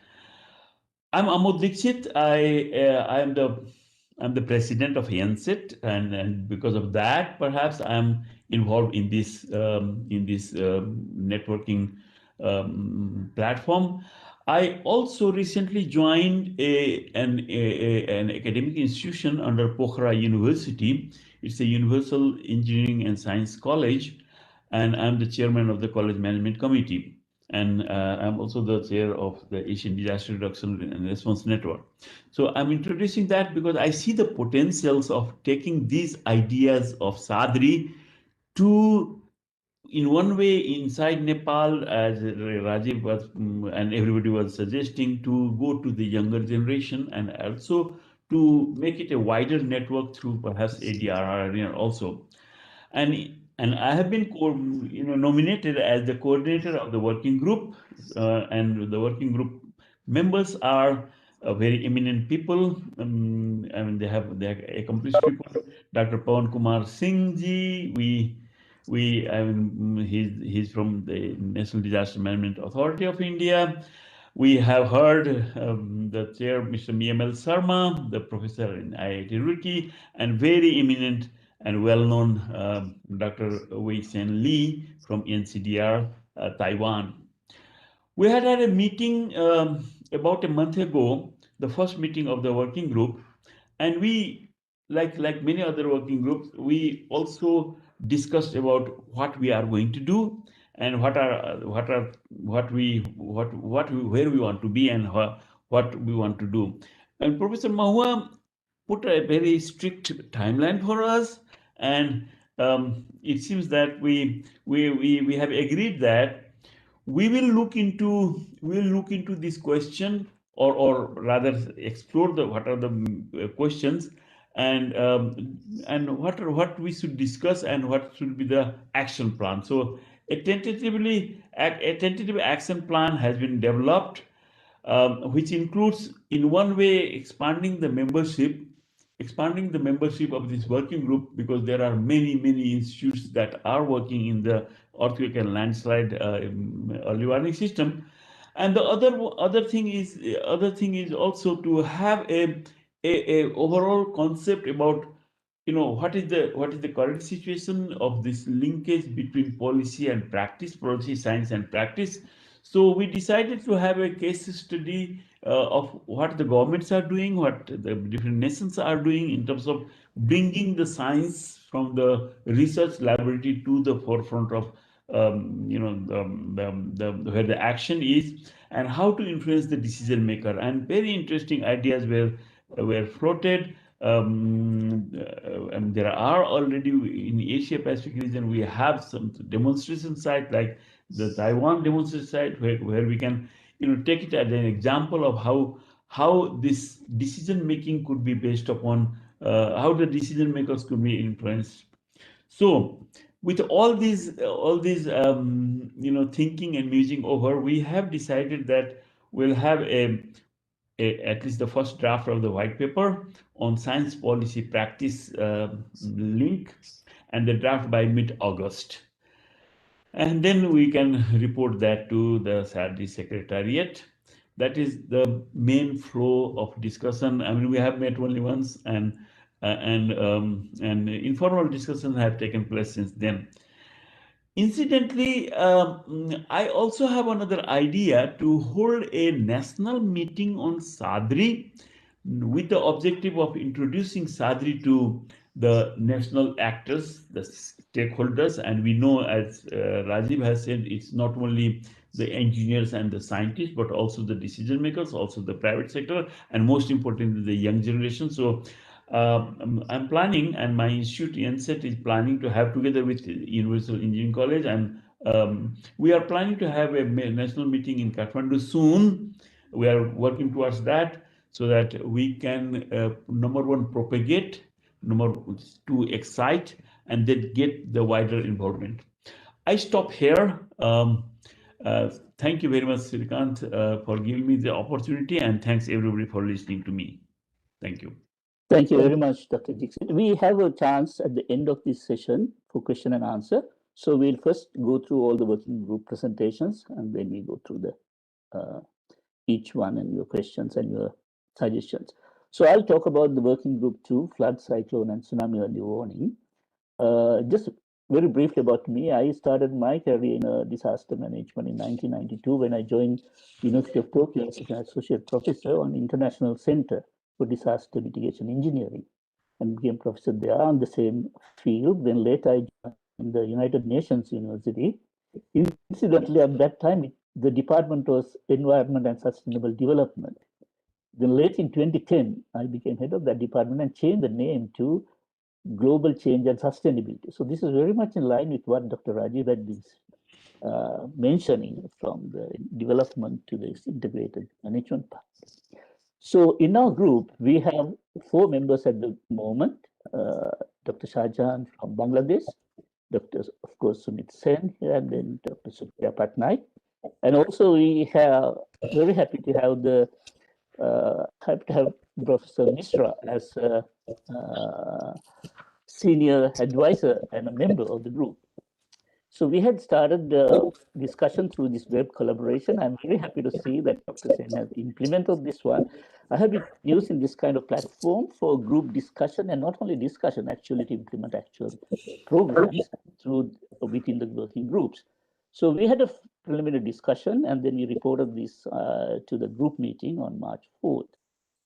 In our discussion, we identify that our focus should be on investigation of how science is translated to society and community practice. So while the research on the technologies or the sciences will be important, but the focus will be how successful or how are we rated or how have we been able to translate the science into society or community practice. But this, of course, then for this focus, we need to have a particular target subject.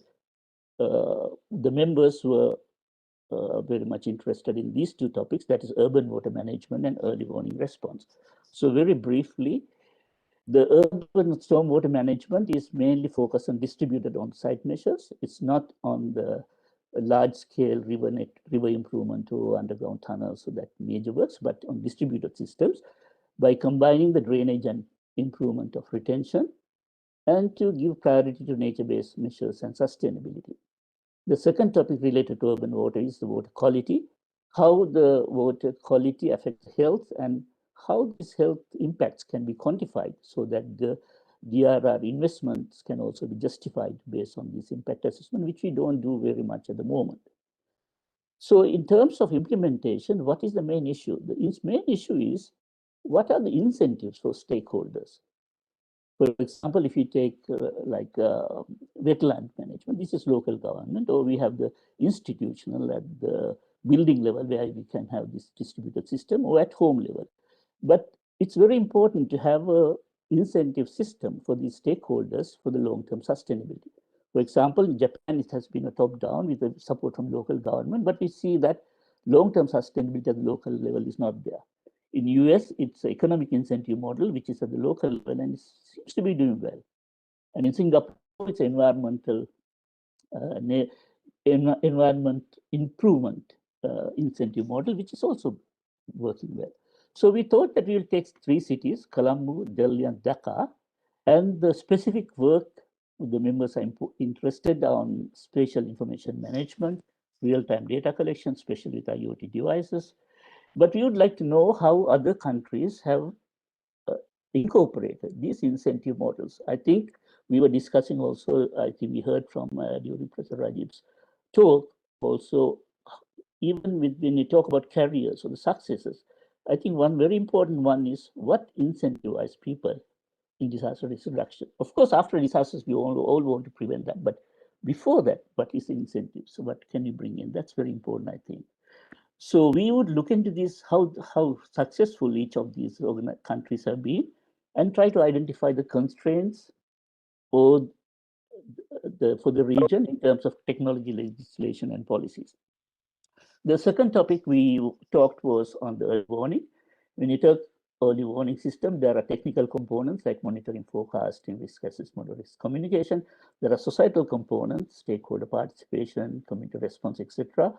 But the system integrity and sustainability of the whole system is important. And when you looked into the information of the community response, that information in relation to all these components was very much lacking. So we need to collect that. And while focusing on these early warning systems, we need to identify and collect information of the whole system.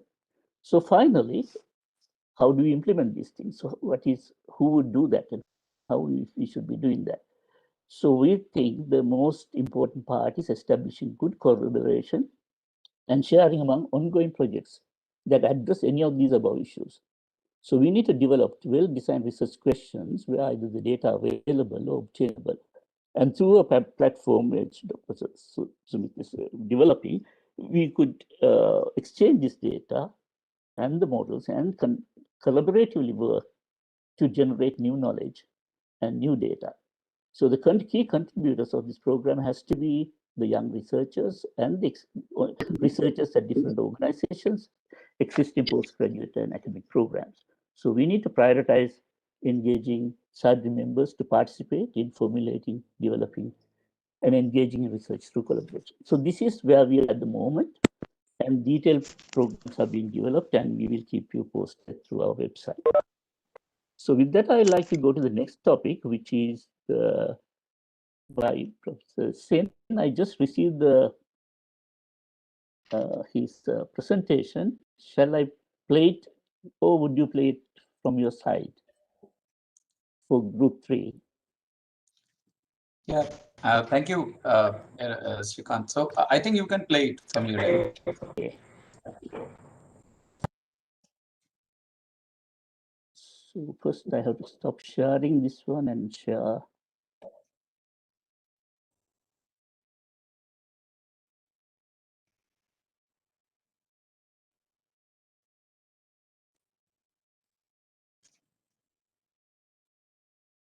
Can you see it?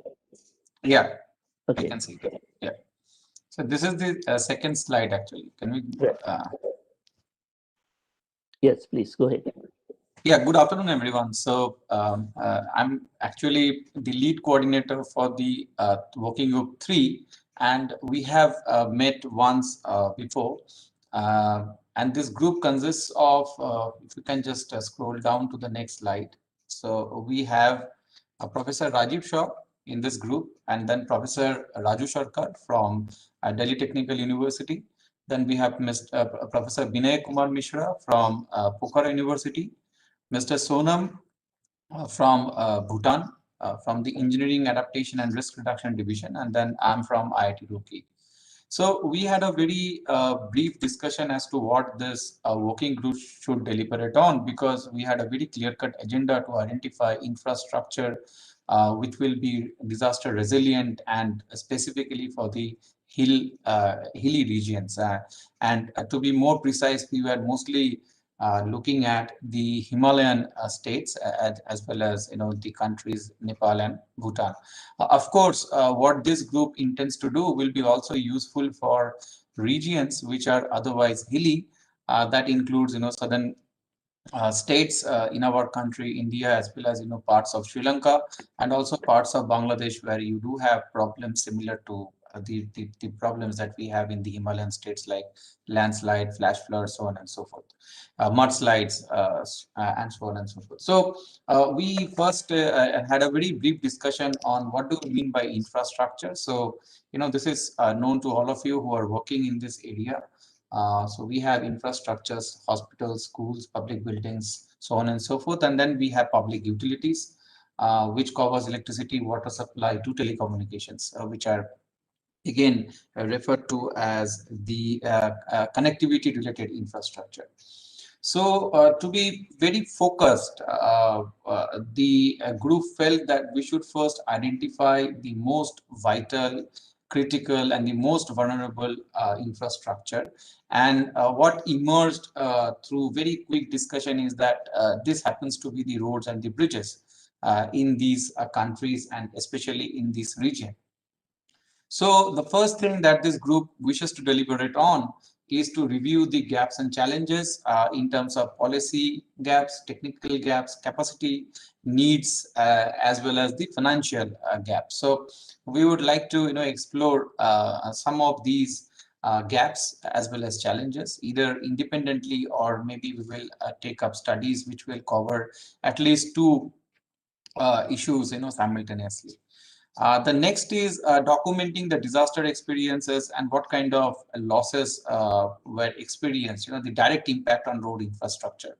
And also the post-disaster rebuilding and rehabilitation, what was the experience. So some kind of documentation is required because this documentation is somewhere missing. And if you look at the SFDRR also, it also talks about building a disaster data database. So that is also something that is required for us to do it at a local level, at a region specific level. And also it was suggested that the approach, whatever we adopt, it should actually consider to build a balance between this hard and the soft infrastructure. So the soft infrastructure are also equally necessary to maintain the economic health and the cultural aspects of various cultural aspects in the regions, and they also are equally important along with the physical infrastructure. So as of now, we had a very brief and focused discussion, and I'm looking forward to more engaging discussions in days to come. Just to give you a brief background, Professor Raju Sarkar and Professor Binay Kumar Mishra, they are both from the civil engineering background. Professor Rajib Shaw is, as we all know, that he is very much active in the disaster governance issues. I am an economist by training, so, and Sonam is also from the civil engineering aspect. So we have a truly multidisciplinary team over here working on Working Group 3. Thank you. Thank you very much. So we will go to the next presentation.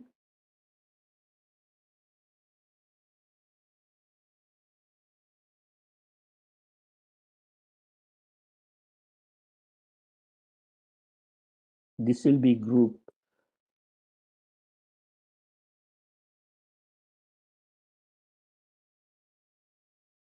Group 4, Participatory Community Resilience, and Professor Madhumita Chatterjee would be presenting.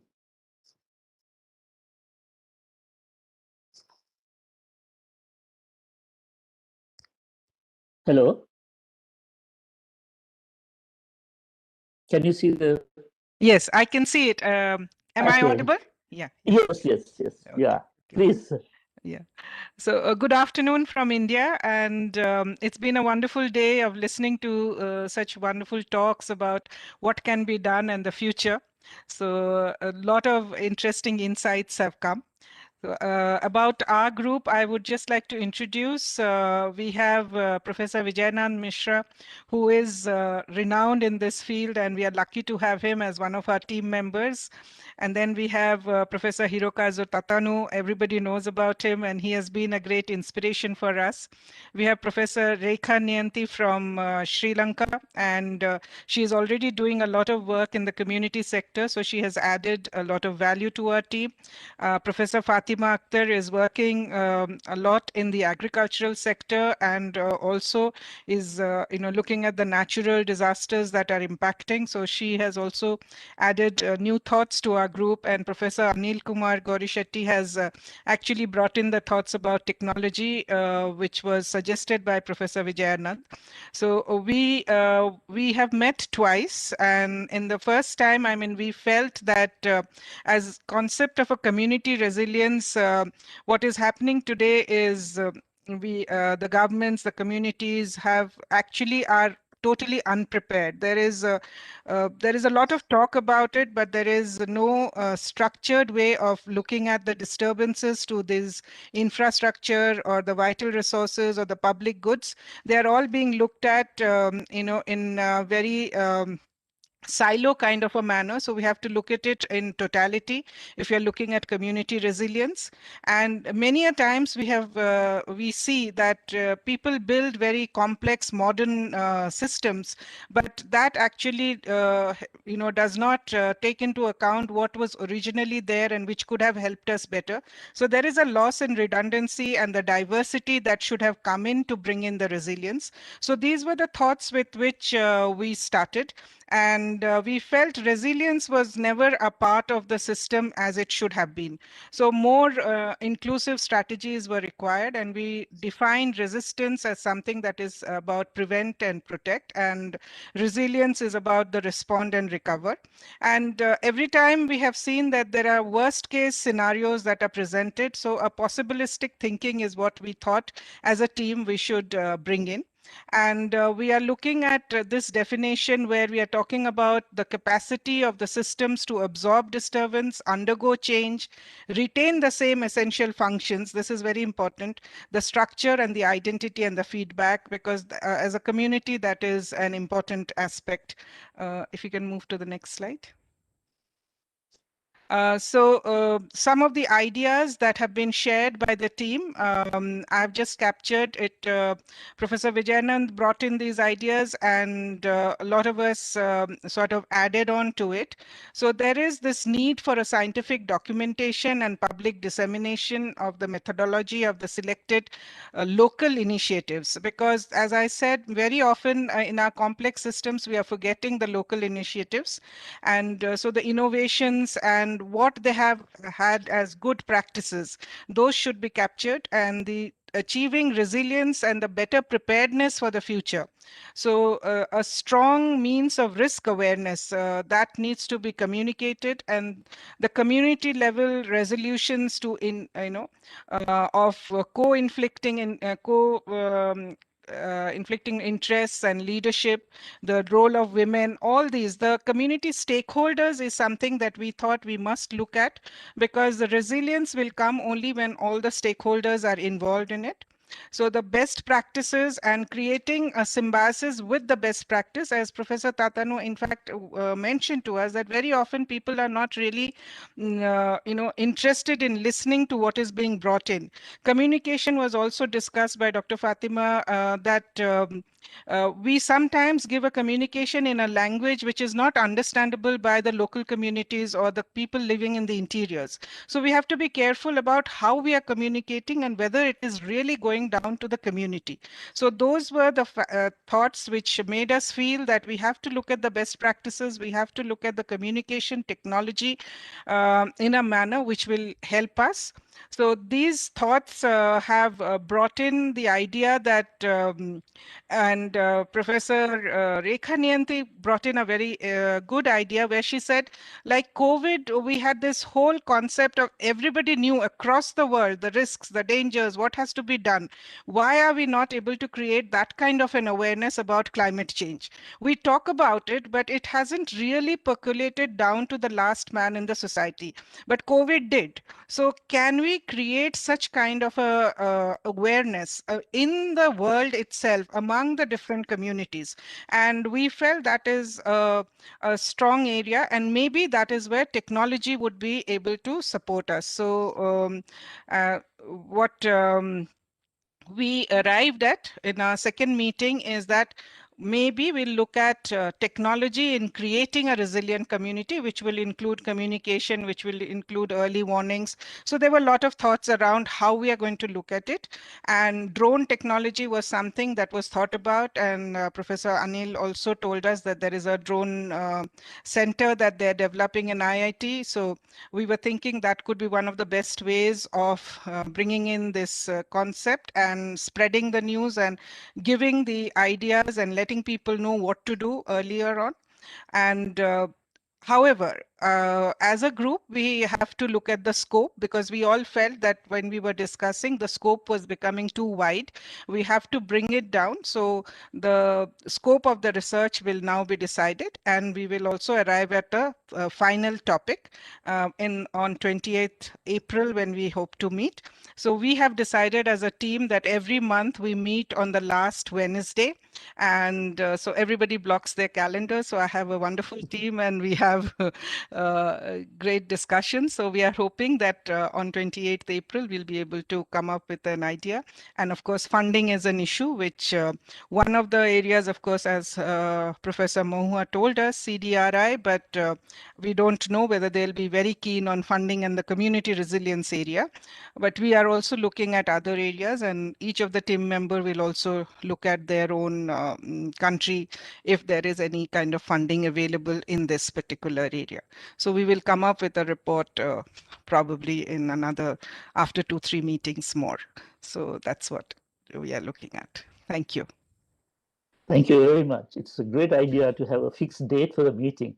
Maybe we can have Monday to Friday for each group and keep it on the last month so that we'll be to do something continuously, regularly. Thank you very much. So we have the last presentation. Professor Deepthi Vikramasinghe would introduce the natural-based resilience in VR group activities. So Deepthi, are you? Yes, yes.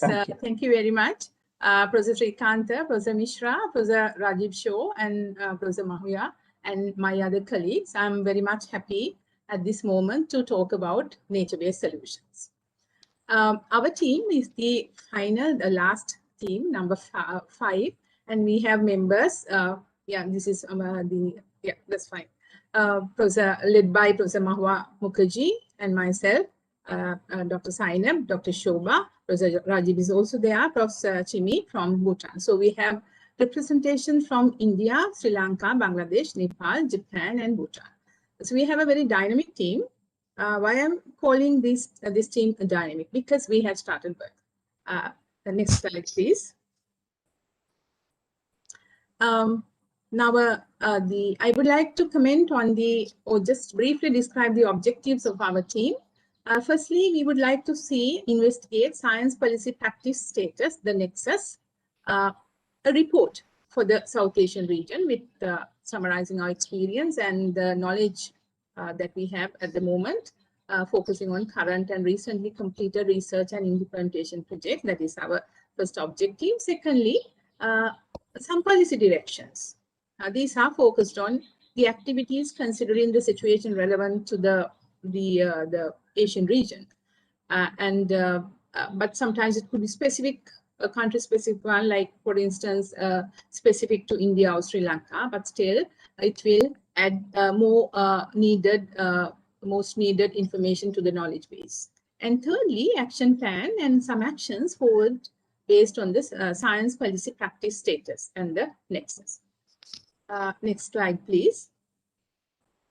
I would like to say, as I said at the outset, we have started work. I think the nature and nature-related activity should be one of the forefront in any development activity in the world, because we are increasingly hearing, experiencing, and seeing the destruction of nature, deforestation, destroying of natural habitats, and then the thing is the governments, communities, people, and decision makers do not sometimes understand the importance of healthy natural ecosystems for the human well-being, as well as disaster risk reduction and resilient society.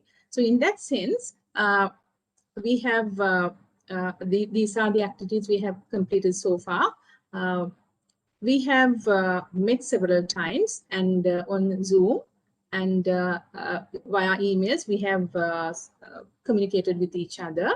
And secondly, we have a new idea, which we are, with the idea, the work is in progress, a case study of resilient cities. We are focusing on urban resilience and their relationship to healthy ecosystems. And in this study, we are planning to cover 5 cities: Khulna from Bangladesh, Pangsalan from sorry about my from Bhutan, Gurugram, India, Kathmandu, Nepal, Colombo, Sri Lanka, and we have now developed the initial framework, and we have identified 5 key personnel to fill up this case study. So the work is in progress. Next slide, please. A policy paper, we have actually started writing the concept note and the framework, developed the framework for the policy paper. Actually, Dr. Shobha Podal is the lead author for this, and we have been having a thread of emails and communication with each other, and we have now developed the frame. And then we thought of going further with the collaborative activities. Then we thought of identifying the most feasible activity at this moment in relation to investigations and studies. Then we realized that the easiest and the most convenient thing is to have joint supervision at undergraduate and postgraduate levels with the collaborative members of this team. And first one, we have had the discussion about the from the University of Colombo, the PG student, jointly supervised by myself, Professor Rajib Shaw, and Professor Mahua Mukherjee, so that we know at the end of 2-3 years, we have a set of goals and objectives, and at the end, there are definite outcomes as reports and theses or kind of different communications and papers.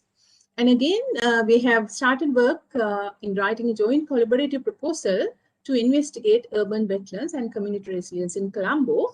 We'll be starting with Colombo, and I would like to indicate that we have opportunities and we are planning to extend this to other countries as well.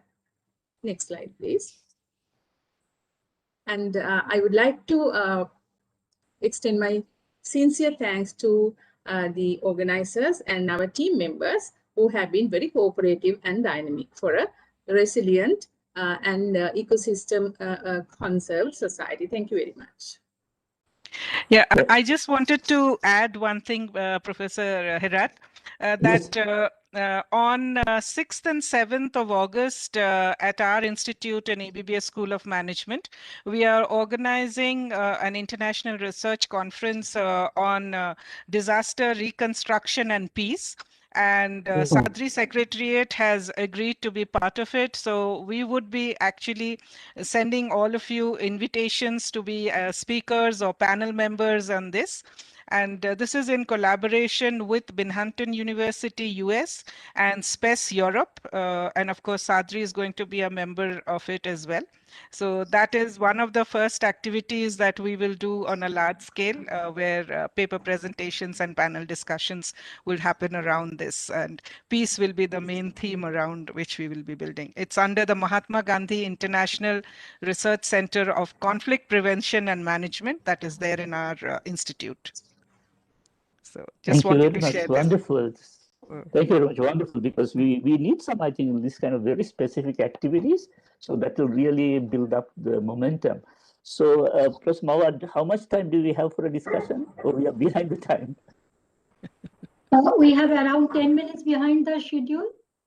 Ah, that's fine. But if anybody is really interested, I think we can have 1 or 2 yeah, questions. 1 or 2 comments or questions, some interaction is necessary.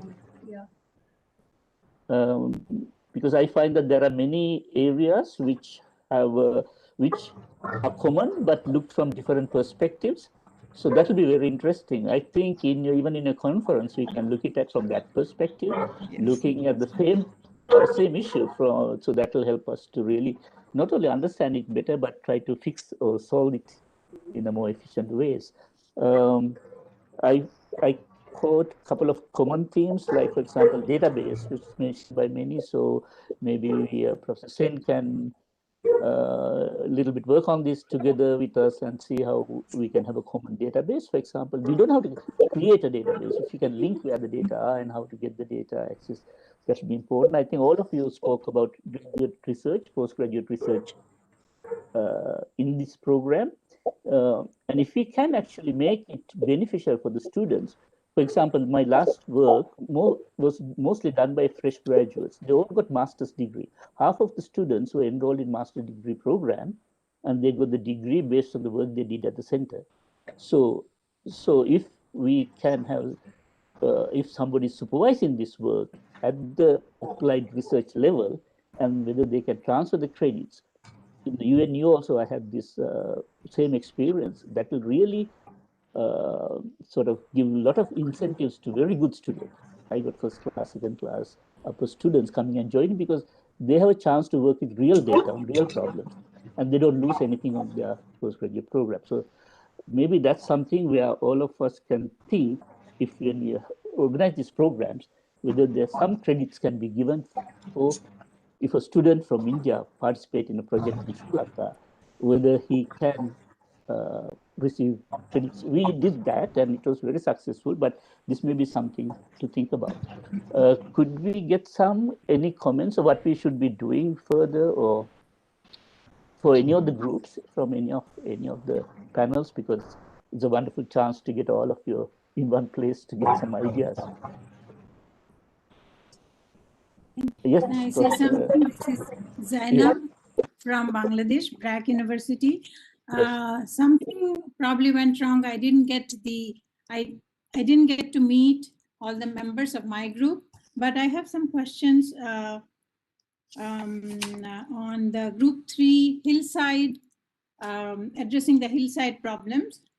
Are you considering the landslides of the southern part of Bangladesh, where there's a big problem with Rohingya refugee camps? I mean, displaced people, if that could be included.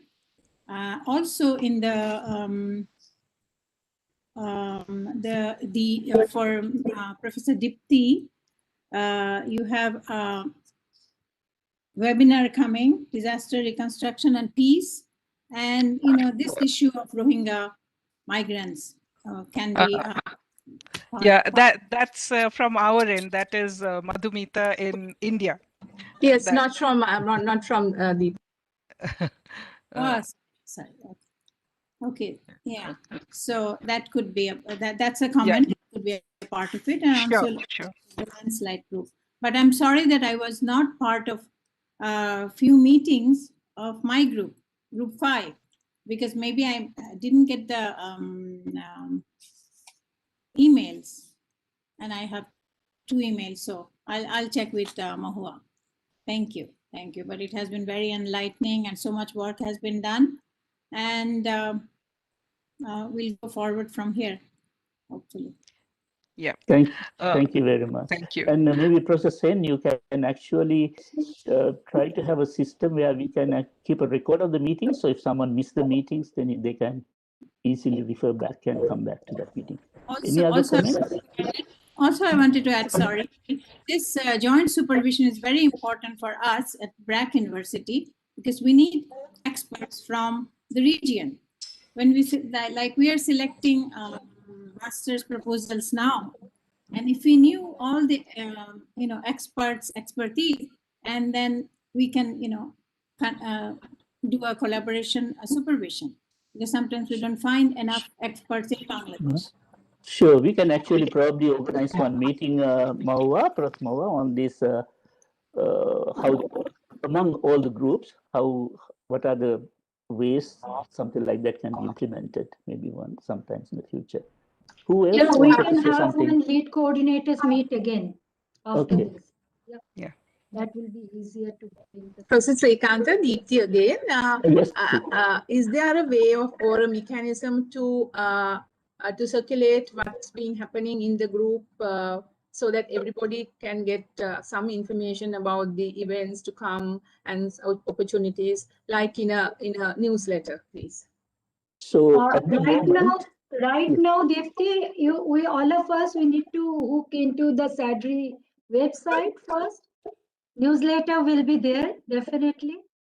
But initially, let us go for the SAADRI website and try to fill Sumit with lots of suggestions so that he really is under pressure.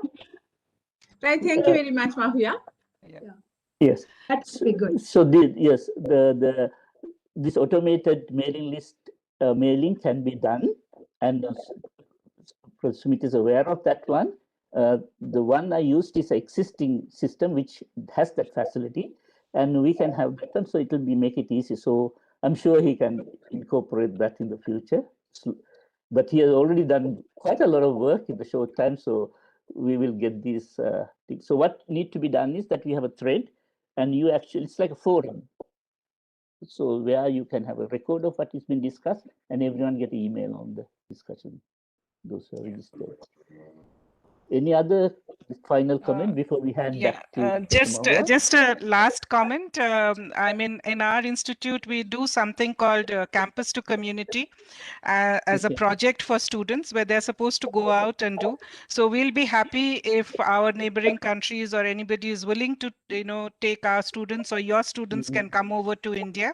And at present, we are doing it for the term, for an entire term, which is almost 3.5 months to 4 months.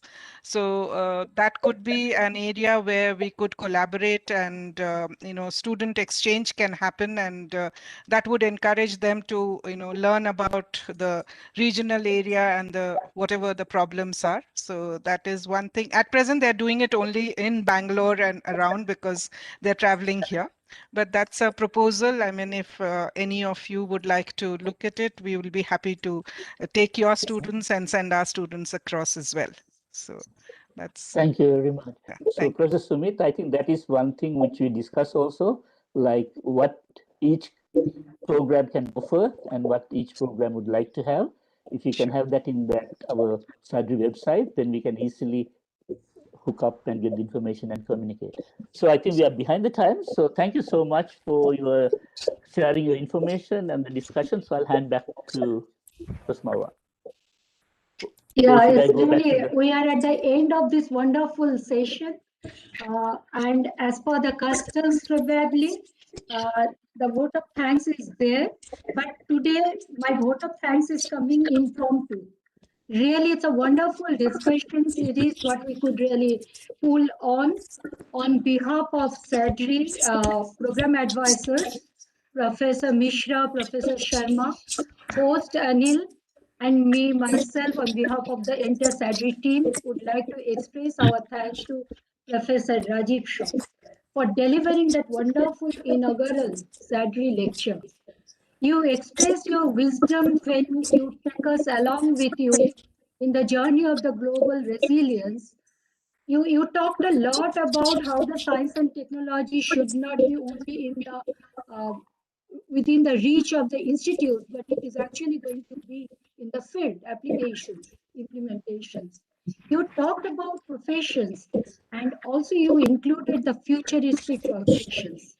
That is something really we can get from you on how you can gel between the issues, and you got that what actual very clear lines we can see. And regional significance of your lecture topic is so very relevant. We are really thankful that you touched upon a very important and pertinent issue, which is going to touch our future professionals, the young professionals. And both the I and T route were integrated in your lecture so intricately. Both the depth and the width, we really have been educated so much that I believe that your inaugural lecture, we would like to retain it in our SAADRI website as a resource. I hope it is going to really help many other people, even beyond this SAADRI community a lot. So really thank you, Rajib, not only accepting the invitation, but also delivering the first SAADRI lecture in its true color. Thank you. Professor Tatano Sensei and Sumit, SAADRI website will remember your role, not only for launching, but also bringing excitement and amazing effort, painstaking effort behind it. Probably we don't understand many of the things which has gone behind this. A lot of suggestions have come also through all of us, and Sikanta and Sumit, they are really working a lot. Anil is also in the team. Professor Tatano, really it's wonderful to have you here to bring the Gadri perspective for the SAADRI program. Thank you. And not only for the participants, but even for our SAADRI members, I think we are indebted to the last part of the discussion where the lead coordinators, they came forward and they talked about that what internally each team has discussed. We were actually initially only interested so that we can really bring these experts together and we can bring something out of this platform which is meaningful. And I can see today that this intra-group interactions has brought so many ideas.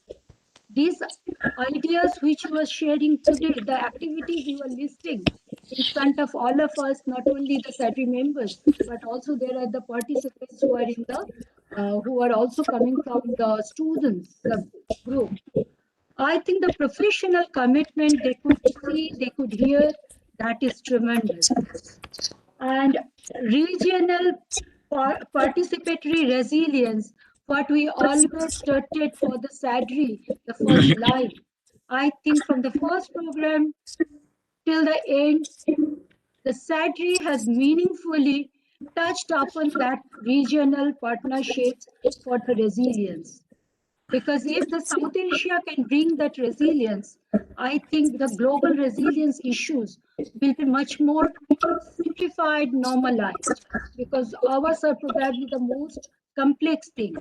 So I'm not really only going to pick up names of the coordinators, but also I would like to mention all the members who are not only the BOD members, but also the SAADRI members. All of you, hats off to all of you, because not only you educated us, also the participants who came here, and I believe that they will have lots of expectations from us to deliver. With this, I would like to really thank all the institutes and the experts and the participants who are here. I can't see their names right now. Thanks to all of you, and probably in future we will also have our stakeholders group with multicolors, not only the academic and research team, but also other stakeholders we can really pull in. With that, I would like to really say thanks. Yeah, Anil, it's up to you now. Thank you very much, Professor Bahua. So once again, I request all the participants in this meeting to switch on the video so that I can take a last photograph. So we are helping a lot, Sumit. Okay. Okay. Professor Vijayananda Mishra, can you please switch on your video? And Chimi. I think, thank you very much. Great. And Vihanga Amarkund, can you please switch on your video if possible? Great. Thank you. Great picture. We meet again next time.